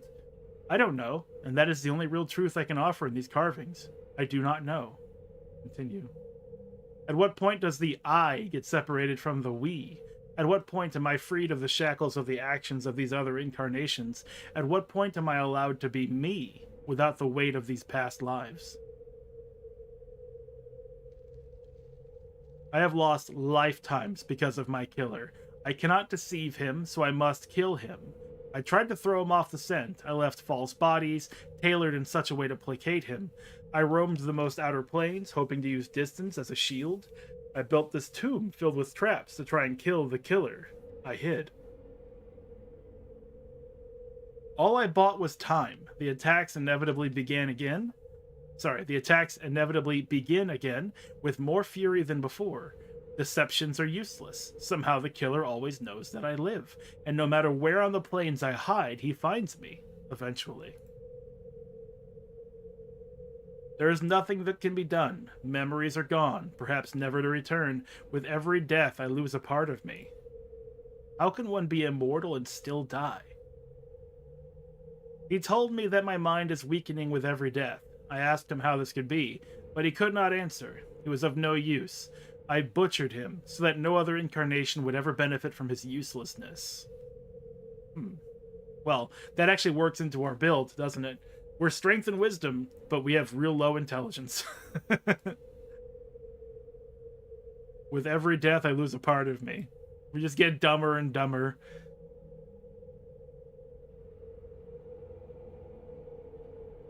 So they said, "You have been divided. You are one of many men. You bear many names, and each has left their scars on your flesh.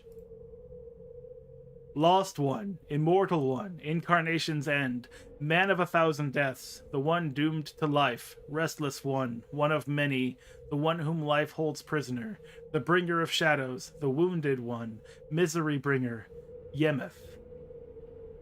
I grow weary." Fear names. Names have power in identity. Others can use names as weapons. Names are a hook that can be used to track you across the plains. Remain nameless, and you shall be safe. Fear names. Oh, sorry. I am the nameless one.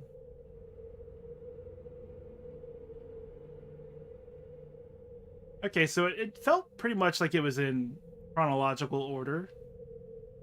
But except for this one right here.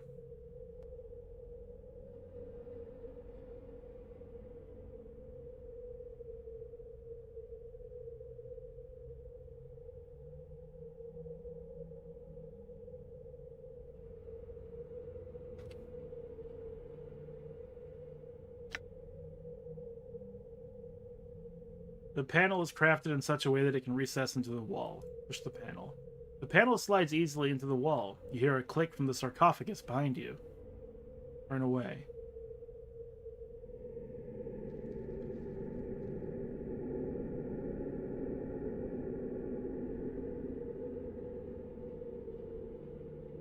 Push this panel too. You hear a click from the sarcophagus behind you.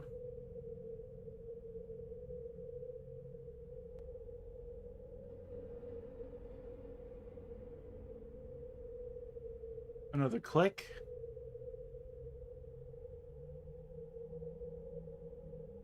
Another click.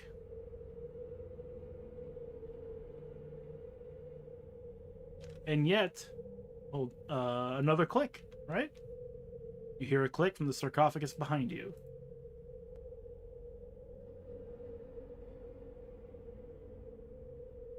Push. You hear a click from the sarcophagus behind you.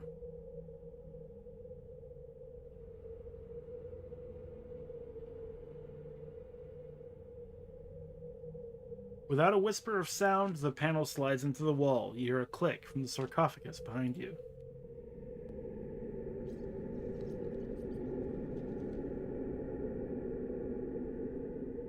You strain trying to raise the sarcophagus lid, but your efforts are in vain. It appears to be locked firmly in place.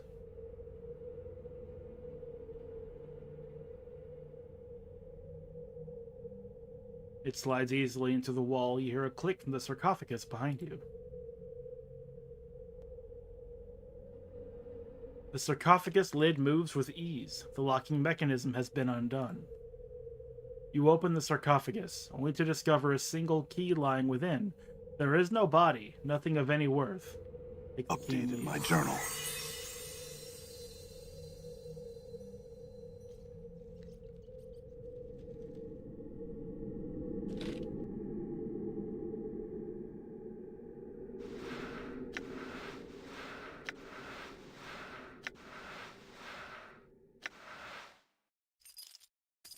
I don't think I need to keep these keys on me anymore.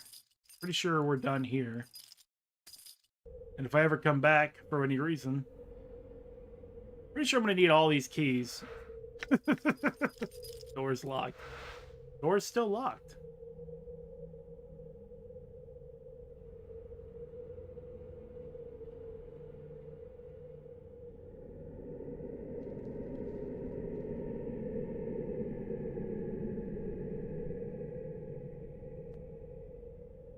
I suppose I could try to die again. Don't let it end like this. Oh, I'm going. Feel all stiff.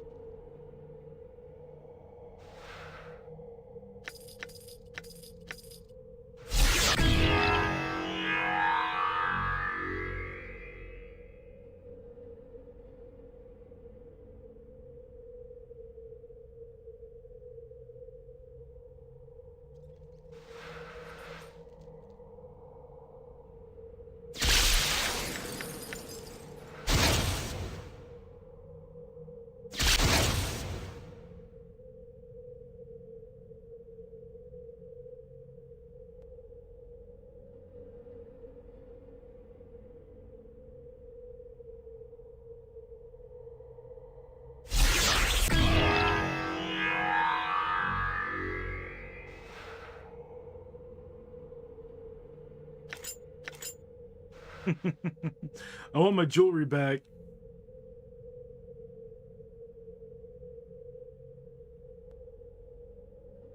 Oh.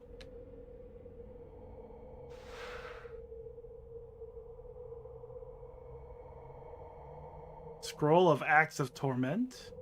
A knot charm. Corpse fly charm. A battle axe. Some heart and bloody teardrops. I know I can get rid of those.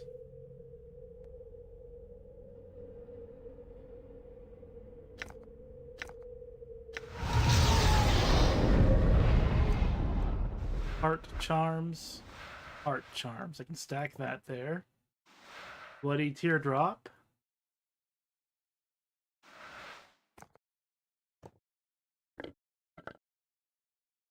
What's this? A silver bracelet.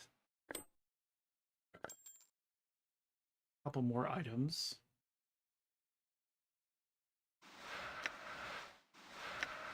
Pop ourselves off. It's just 30 hit points and 10 band-aids. Let's just put them on the ground. That leaves us 3 items. We can get this, this, this. I can put this with the other one. And then this. Invokes strength. This charm is made from a small piece of hemp knotted into a loop.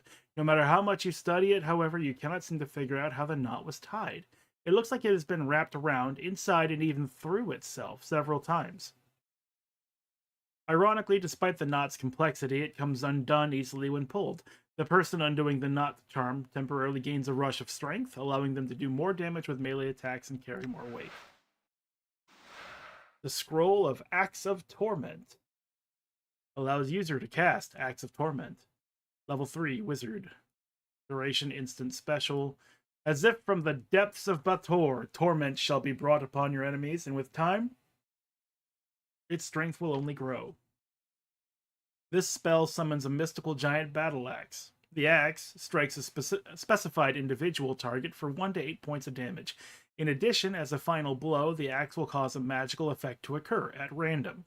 1. Suffer an additional 1 to 8 points of damage. 2. 2 to 16 points of damage. 3. Paralyzed for 5 to 15 seconds. At level 9 plus, the following new effects can occur. 4. 5 to 40 points of fire damage. 5, that's how you count. 6 to 48 points of ice damage. 6. Randomly teleported 1 to 100 yards away. 7. Turned to stone. Or 8. 8 to 64 points of pure damage.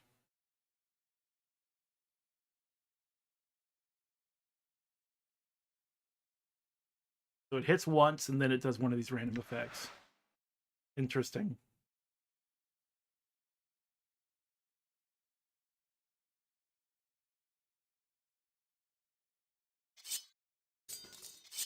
Just to free up a spot. Oh, take that.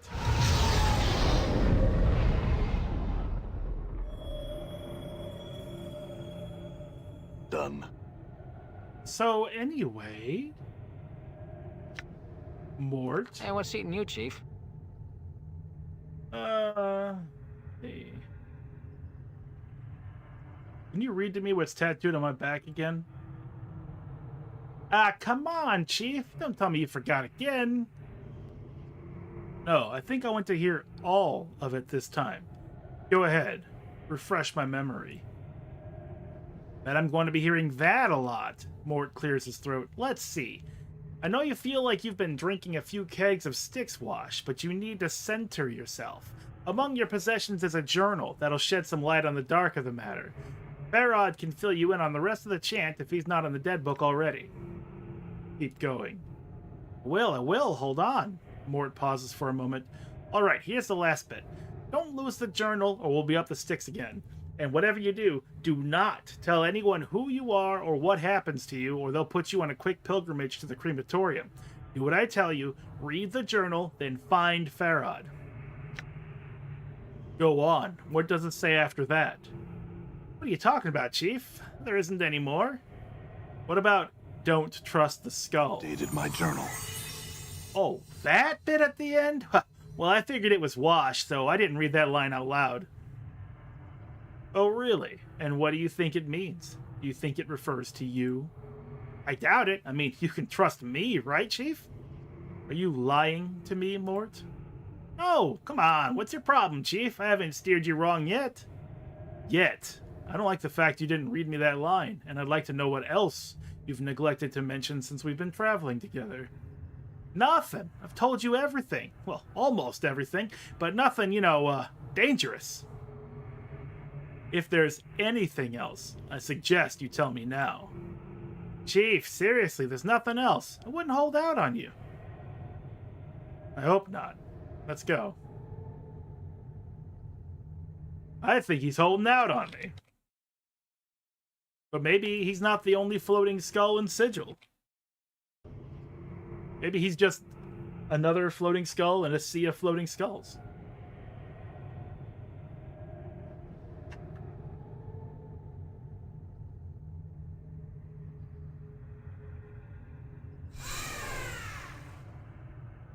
Is there some way I could thank you, Ghoul, for your help?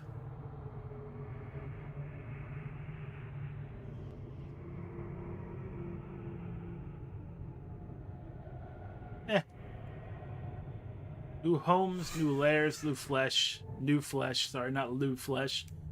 Hey, it's your favorite friend here, Lou Flesh, ready to sell you some cars. Don't mind me, I'm just out of here. Bye-bye. Nice meeting yous. All right.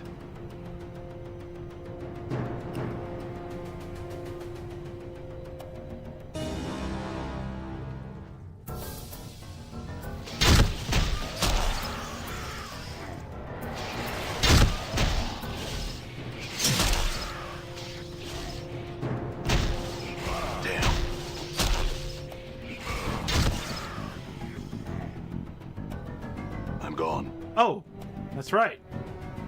We can speak to dead bodies now.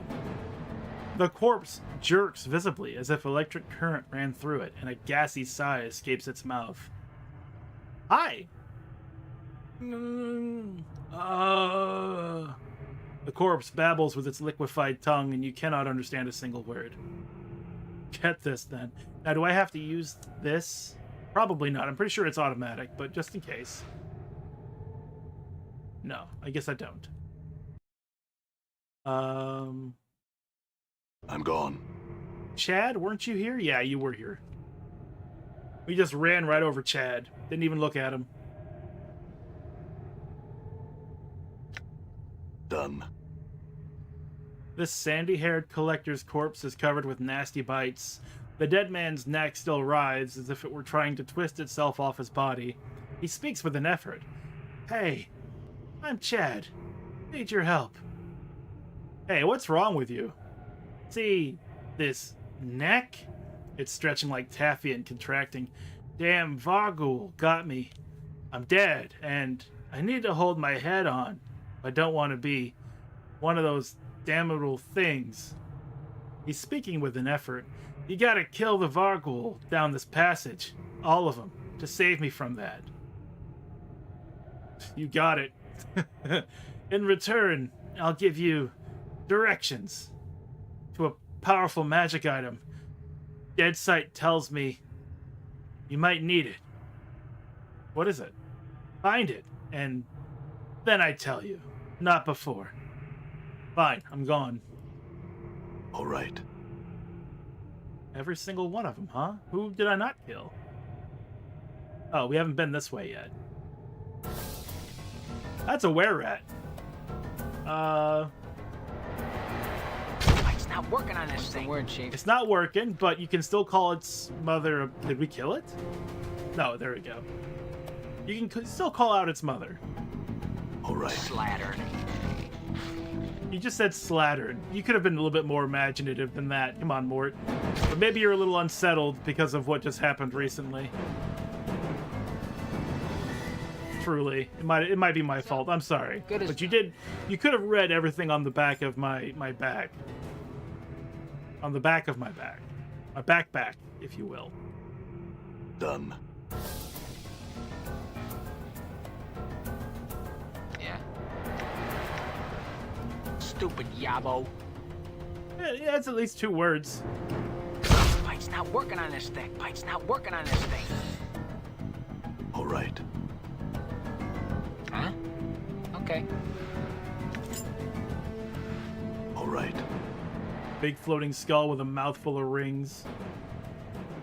This goes to the Warrens of Thought. I'm pretty sure I don't have to go that far.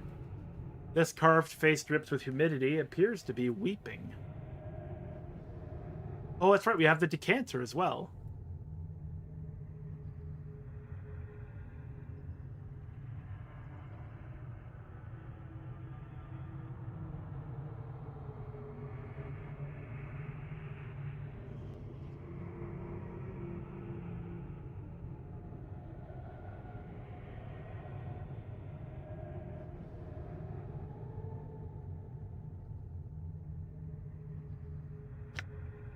All right. The corpse jerks visibly as if electric current ran through it, and a gassy sigh escapes its mouth. Who are you? Liquefied tongue.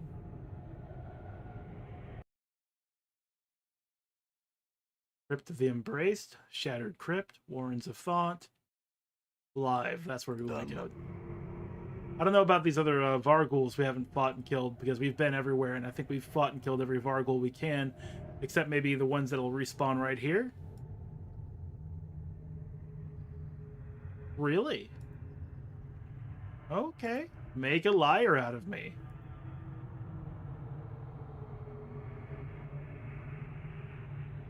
Have you found the flask of which I spoke? Yes.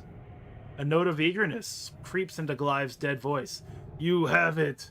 Pour some of its water across my lips, and I shall tell you what I promised to tell you. Here you go! The clear water from the flask trickles across the stone lips, diluting the filthy flow that spews from its holes.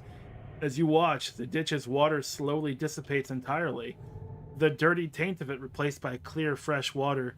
Glive groans in ecstasy.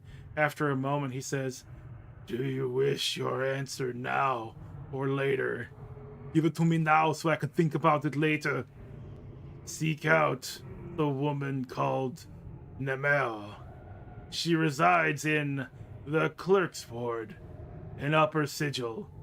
I know not where exactly, because fuck it, I can't see her. You know what I mean?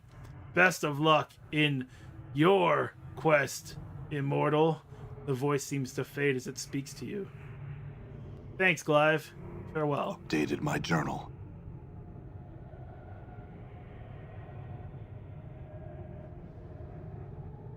Done.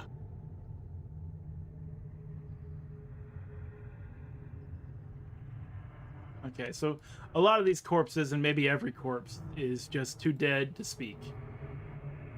But not Chad. Chad is an absolute Chad at being dead and can speak no matter what.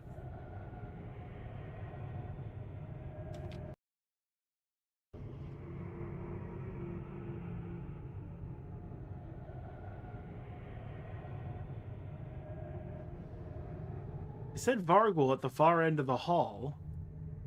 Oh, we haven't gone down here yet. There's no Vargul here anyway. Some money. A single bandage. Embalming fluid. 2 bandages. Cohen, you are now the doctor. You pick up all the band-aids.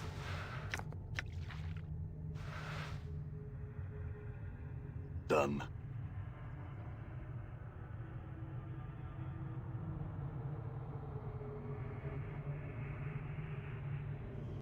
You notice Chad's neck is better now. It is no longer bulging out as if it wanted to separate from the torso. Thanks, friend. At least now I know I ain't gonna become a Vargul for eternity. You want your reward now? Yes, give it to me now so I can think about it later. Alright, here's what it is. There's a reason the drowned nations are called that. There's a magic bottle that never stops its flow. A decanter hidden in the drowned nations' catacombs. You get that, and you got all the fresh water you'll ever need. Alright, just because it's hilarious, where is it? You sneak past either the deaders or the rats into the drowned nations. Once you've made it there, you head down the main passageway past 3 doors on your left. You'll pass under an arch, and then you take the first door on your left. It's in the arch closest to the back wall. I don't know the command word, but it'll still trickle some drops for you. You got all that, friend? Yeah, I think so. Farewell. He doesn't know the password. All right.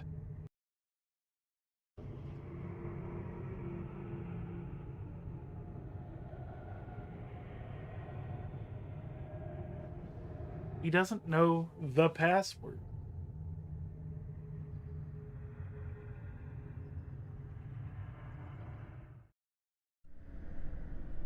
Done. Okay, bar. Let me back in. The guard straightens up. You got what Pharod wantin', Burke? Yeah. Show it to me, Burke, and I'll raise the gate. But not until, right?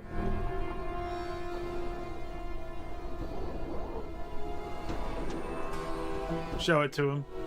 Alright, come on back in.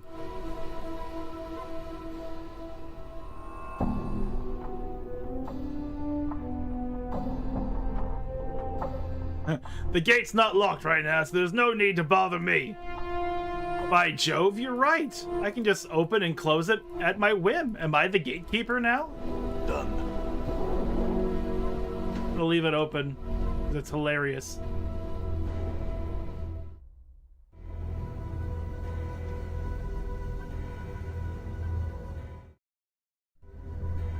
Where do I need to go? Pharod's court, probably. But first, hey, Quint!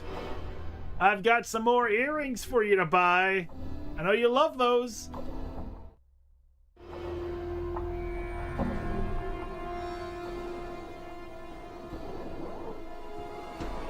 Okie dokie. You, sell. You, sell.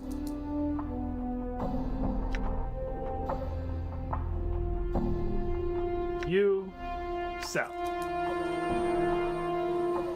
I don't think I want these enchanted punch daggers because we have such good punch daggers already. But I think Anna does use punch daggers, so maybe we'll hold on to these for that alone. I don't think we need these spiked knuckles anymore, though.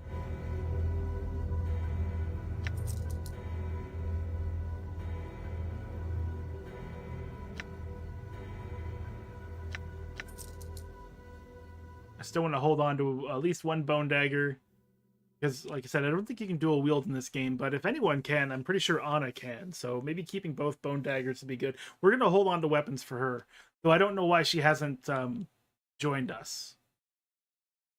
Not charm, pipe, battle axe, decanter. Dirty rat charm. Ooh, here's knife. We're going to turn in. Ooh, here's knife. Is there anything else that's really awesome here? Green steel daggers and knives. Oh, I'll buy that. It's good to have those.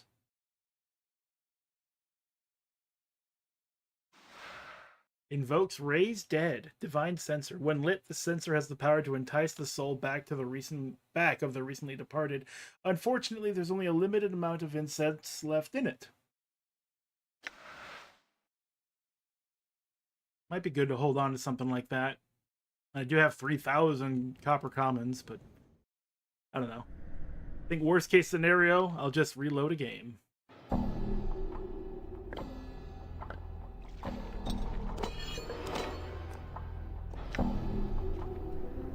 I will hear you.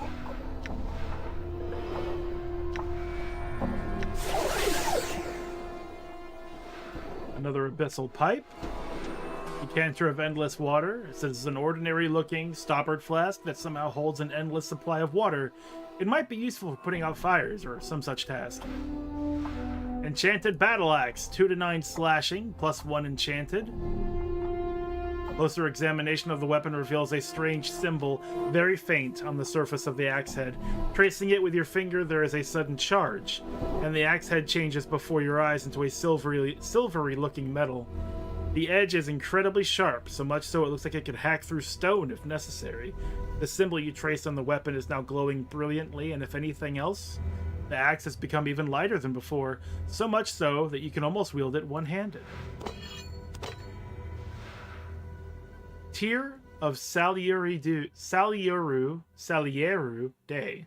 A Tear of Salieru Day. Special, permanent, +1 constitution. Usable only by lawful good characters. This glistening red tear was shed by the martyred Harmonium officer Salieru Day when he was put to death on the Harmonian's home plane of Ortho. Mistaken as a member of the hated Revolutionary League, Salieru Day's obedience and loyalty was such he could not bring himself to challenge the allegations of his superiors. At the moment of his execution, 3 tears fell from his right eye and turned to stone as they fell upon the flagstones of the square.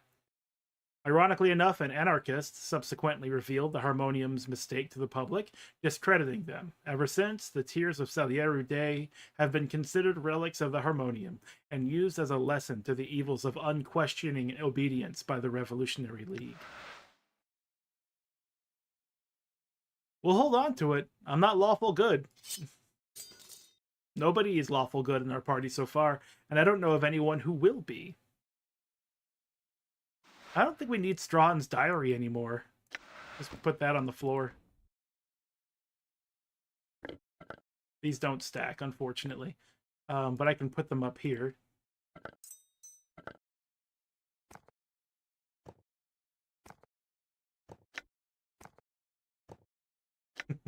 Mort has a mouthful of bandages. I don't need I need a skull somewhere, I think. But I don't need this leg bone club. It is breakable. So we don't need to break a leg bone on any enemies that we encounter. And I don't need these keys anymore. There's no reason to go back there. Let's put them on the ground. Flesh. Flesh. This is a battle axe of quality, 2-9 slashing. This is the enchanted +1 battle axe, so we can put this up here, put this down here. We no longer need this axe at all. These with you, Decone. Put this with you, Decone. My intestines remain with me. It's a personal item. You couldn't possibly understand. Since nobody else is going to be a fighter on this party, I'm pretty sure. Let's trade. Let's trade the battle axe of quality. Sell that. And there we go.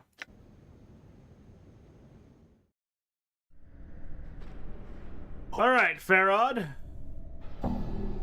Let's have a chin wag, as the kids say. As they say. All right.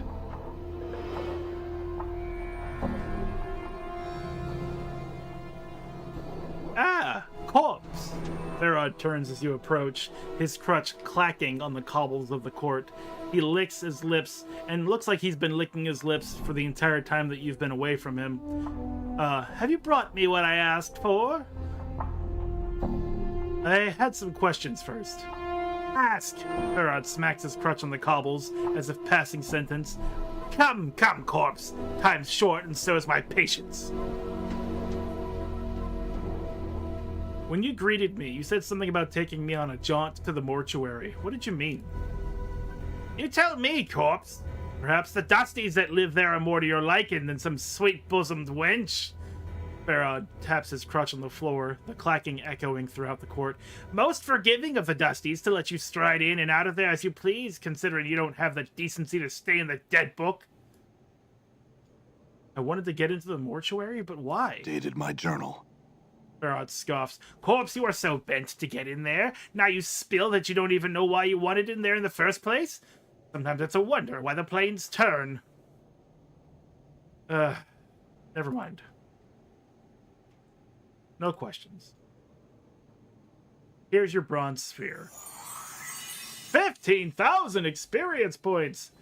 Pharod's eyes gleam as you hand him the bronze sphere. He touches it gingerly, almost reverently.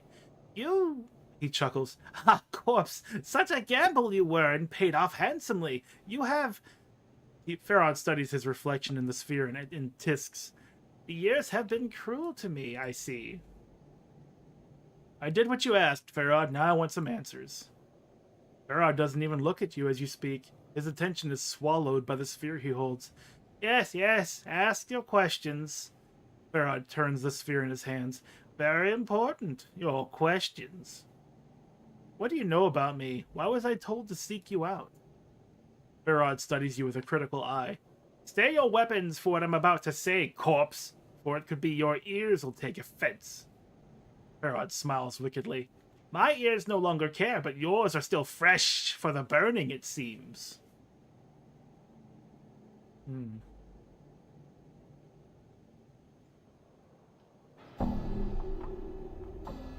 Well, I would say our wisdom would indicate that Pharod, if he indeed has good information for us about who we are or what's going on, would need to remain alive in the event that we die and lose our memory again.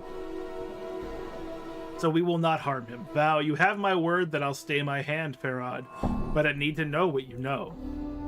The truth? Pharod's tone softens as if cajoling.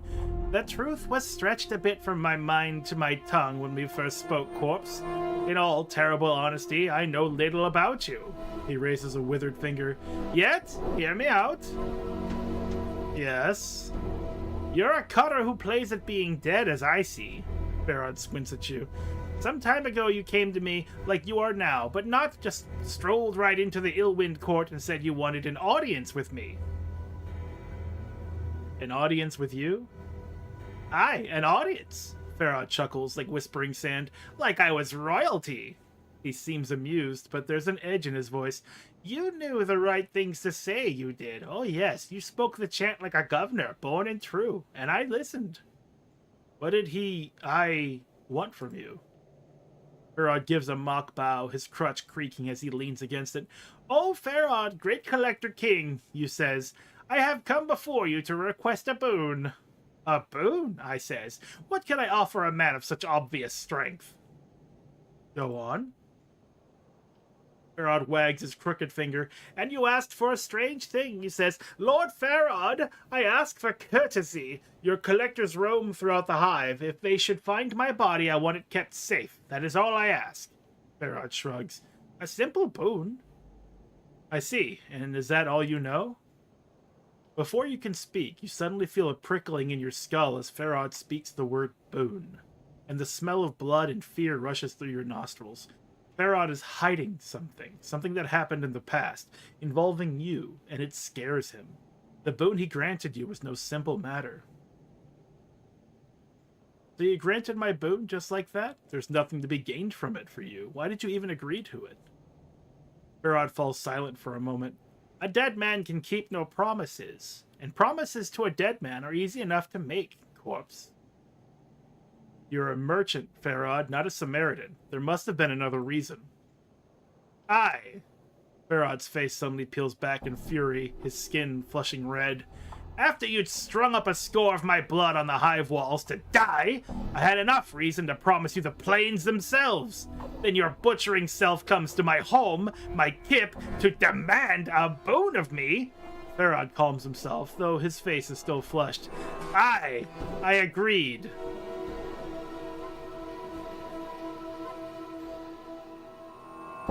Go on, what else? You knew things about me, things only I knew. You knew I was greedy for something beneath Sigil, and you put a name and picture to it. The Bronze Sphere, you said. I didn't think you would fetch it for me. Yet did you? Aye. The planes turn in strange ways. And that's all you know. All I know? Nay, but it's all I know about you, corpse. Fine. Next question. What did you take off my body after I died? I? Pharod licks his lips. He's been constantly licking his lips.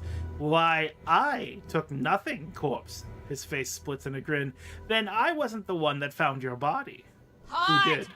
Who did? Pharod's smile widens, pulling the pasty folds of flesh back from his face like a curtain. My daughter, the rose of my eye, the sweetest of my family, and the sharpest wit of them all. He licks his dry lips and sighs in mock sadness. Such a cruel tongue on her. Every other paragraph is him just licking his lips. Your daughter? Who? Dated my journal. My darling girl, Anna. She found you, dead as deader can be, in a place where most collectors wouldn't go for a mountain of coppers. Could be she plucked something off you, could be not. He leans in, shaking his head. You'll have to ask her, for it's not her da's place to say. Anna? All right, I'll ask her. Where is she? Where's Anna? Pharod shrugs. She's hiding in the shadows here, I expect, listening to us trade the chant. I called for her after you went below. Had to ask her if you were really in the dead book when she found you or not. He chuckles dryly, then takes a deep breath and calls out to the darkness. Anna, stop mithering in those shadows and come greet our guest. She's here? Knowing the teachings of Zerthamon, I have become stronger.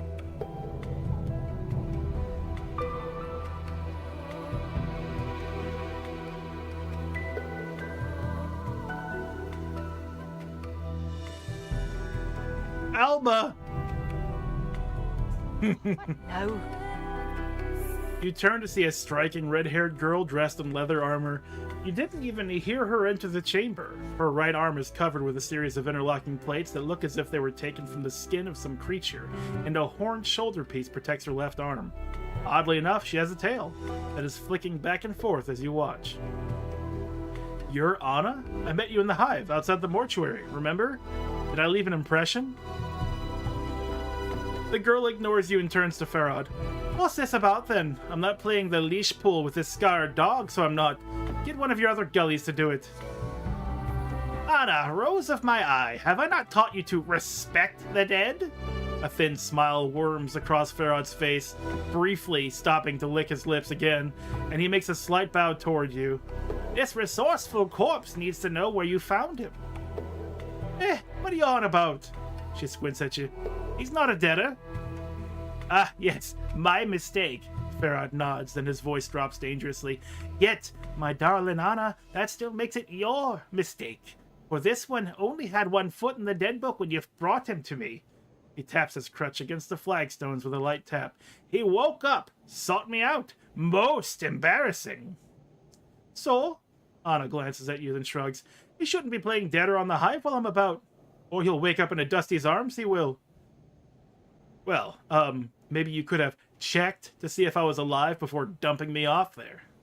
Oh, aye, and maybe ye should have been more careful, and maybe ye wouldn't have been lying face down and stone still on the alley cobbles like a deader, aye?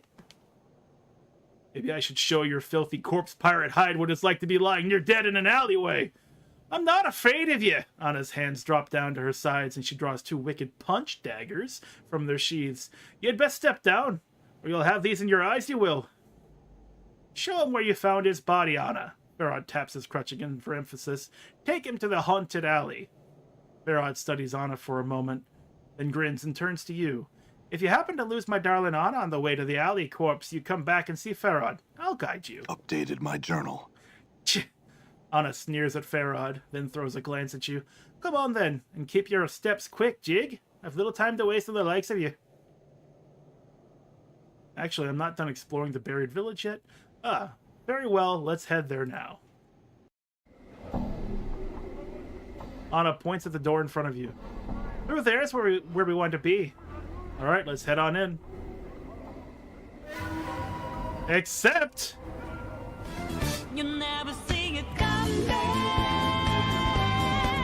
You say that my mind is too fast for a ride. we have a hive thug who wants to try his luck against 4 armed strangers in the middle of the dark. Oh, and his buddy, and his other buddy. There's so many buddies all of a sudden. What? Hey, tell this one something mean. It is done. What's up, Chief? Maybe that didn't happen because I moved too early. There we go.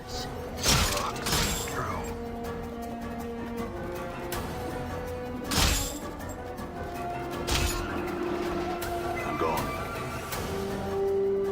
So, we have Anna in our party now.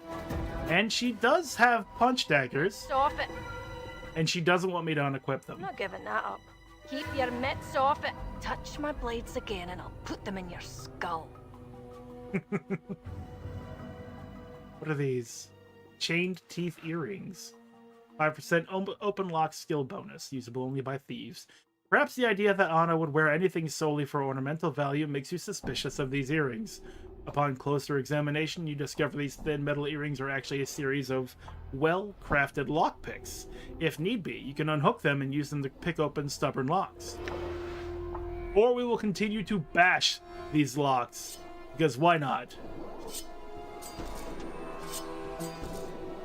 Okay, so we just replace her daggers with whatever we have. He has 2 punch daggers, speed 2, weight 2, 1 to 4 piercing fists. Anna's common weapons are a pair of jagged dagger blades mounted on iron knuckles. The blades are well oiled and razor sharp. In addition, their relatively small size allows them to be concealed quickly when a guard patrol makes a sudden appearance. Not like there's many guard patrols out there in Sigil. These are +1 versions of those weapons. Immediately they are better, so we're going to give her those. She might use daggers. Let's take a look at her character sheet. She has backstab damage, pickpockets. Her weapon proficiencies are solely fist, so using daggers don't make any sense. Let's take the dagger back. And we can sell this dagger. Now hold on a second. 2/9 slashing, speed 6, weight 4. Or I can give her these fantastic daggers of Morin.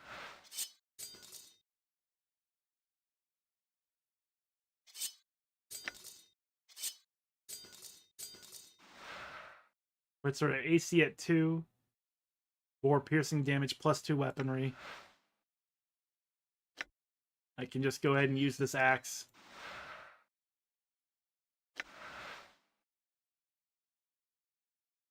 My AC is still 9, so I'm like a Dark Knight, low armor class, high physical damage. I'm not meant to tank, but that cone can tank. That cone leveled up. +1 edged weapon, saving throws have improved, fighting skills have improved, bonus to hit points. Does that mean you can remember more spells? No level 3 spells yet. No new spells at all, really. But that was a fighter level, not a mage level. That's probably why. His edged weapon did increase. Now it's +2 instead of +1. And I think right here is a great spot to end it for the night.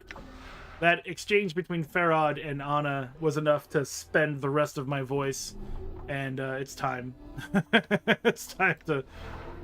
I don't want to overwrite that save. I want to overwrite... I want to make a new one.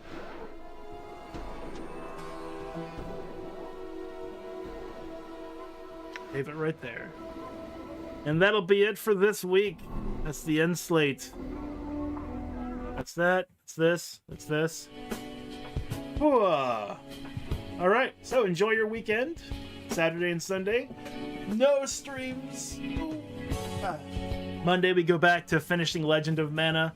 Afterwards, I think we're going to do a StarCraft and StarCraft 2 campaign run. I've been doing that in my in-between hours, and I have the bug to like guide some Terran Marines or Zerglings or whatever. So we'll start with StarCraft 1, the Enhanced Edition, and follow into the campaign of StarCraft 2 right after that, I think. Tuesday and Wednesday, we'll continue with Visions of Mana. I got over myself. I definitely had a problem with Karina, but it's on me. I just really didn't like the first impression they gave us. But I played a little bit more of Visions of Mana, and the game is phenomenal so far. Like, the gameplay part of it is really, really, really, really good. And I'm excited because there's a lot of class changing, and I love class changing. And it's not just like, oh, now you're a different color or whatever, like it was in Trials of Mana, where you're still technically a thief or a ninja or whatever, but you're a different color with some different abilities. Some of them will give you whole new outfits and whole new weapons and whole new skills that are based on the elemental that you give that character. So if you give them Sylphid, which is wind, they'll become something wind-based. If you give them something like Salamando, they'll become something fire-based. I don't know what that'll all be, but I'm excited to see them all. So I've decided to stop playing it by myself, and we'll do Visions of Mana, as, of course, promised all this entire time I was doing a mana run. But that'll be on Tuesday and Wednesday, because I think it'll be a bigger game than just the original SNES games. So I decided to give it a little bit more focus. And of course, Thursday and Friday is more Planescape Torment, which has been fantastic to play. I've loved every word I've read so far, and seeing this game again after so long, after not being able to finish it in the past, it's a bucket list game, so we're going to get to the end of that one too. So that's what you can expect from this channel moving forward. If you are here and you're not following the channel, hit the follow button. Why not? It's a simple click. It lets you know when I'm streaming next. But if you don't follow, just look at the screen. Monday through Friday, 6 p.m. Central Standard Time to about 11 or midnight or so. That's about where I like to do it. That's where I like to end the streams. I do a lot of RPGs, but I'm a variety streamer. I've been streaming games for... Not streaming games, I've been playing video games for almost 40 years. I remember being on the Commodore 64 when I was 5 or 6 years old. So, a lot of games. I picked them up and I never put them down. So a wide variety of things will come across this channel for the rest of my life. As I have the ability to stream, I will always stream. I've already been doing it for 4 years, so you can depend on me to at least be consistent. With that said, I'm going to wrap it up. I will see you all Monday. Have a good weekend. Stay safe out there, and I'll see you then. Good night, everybody.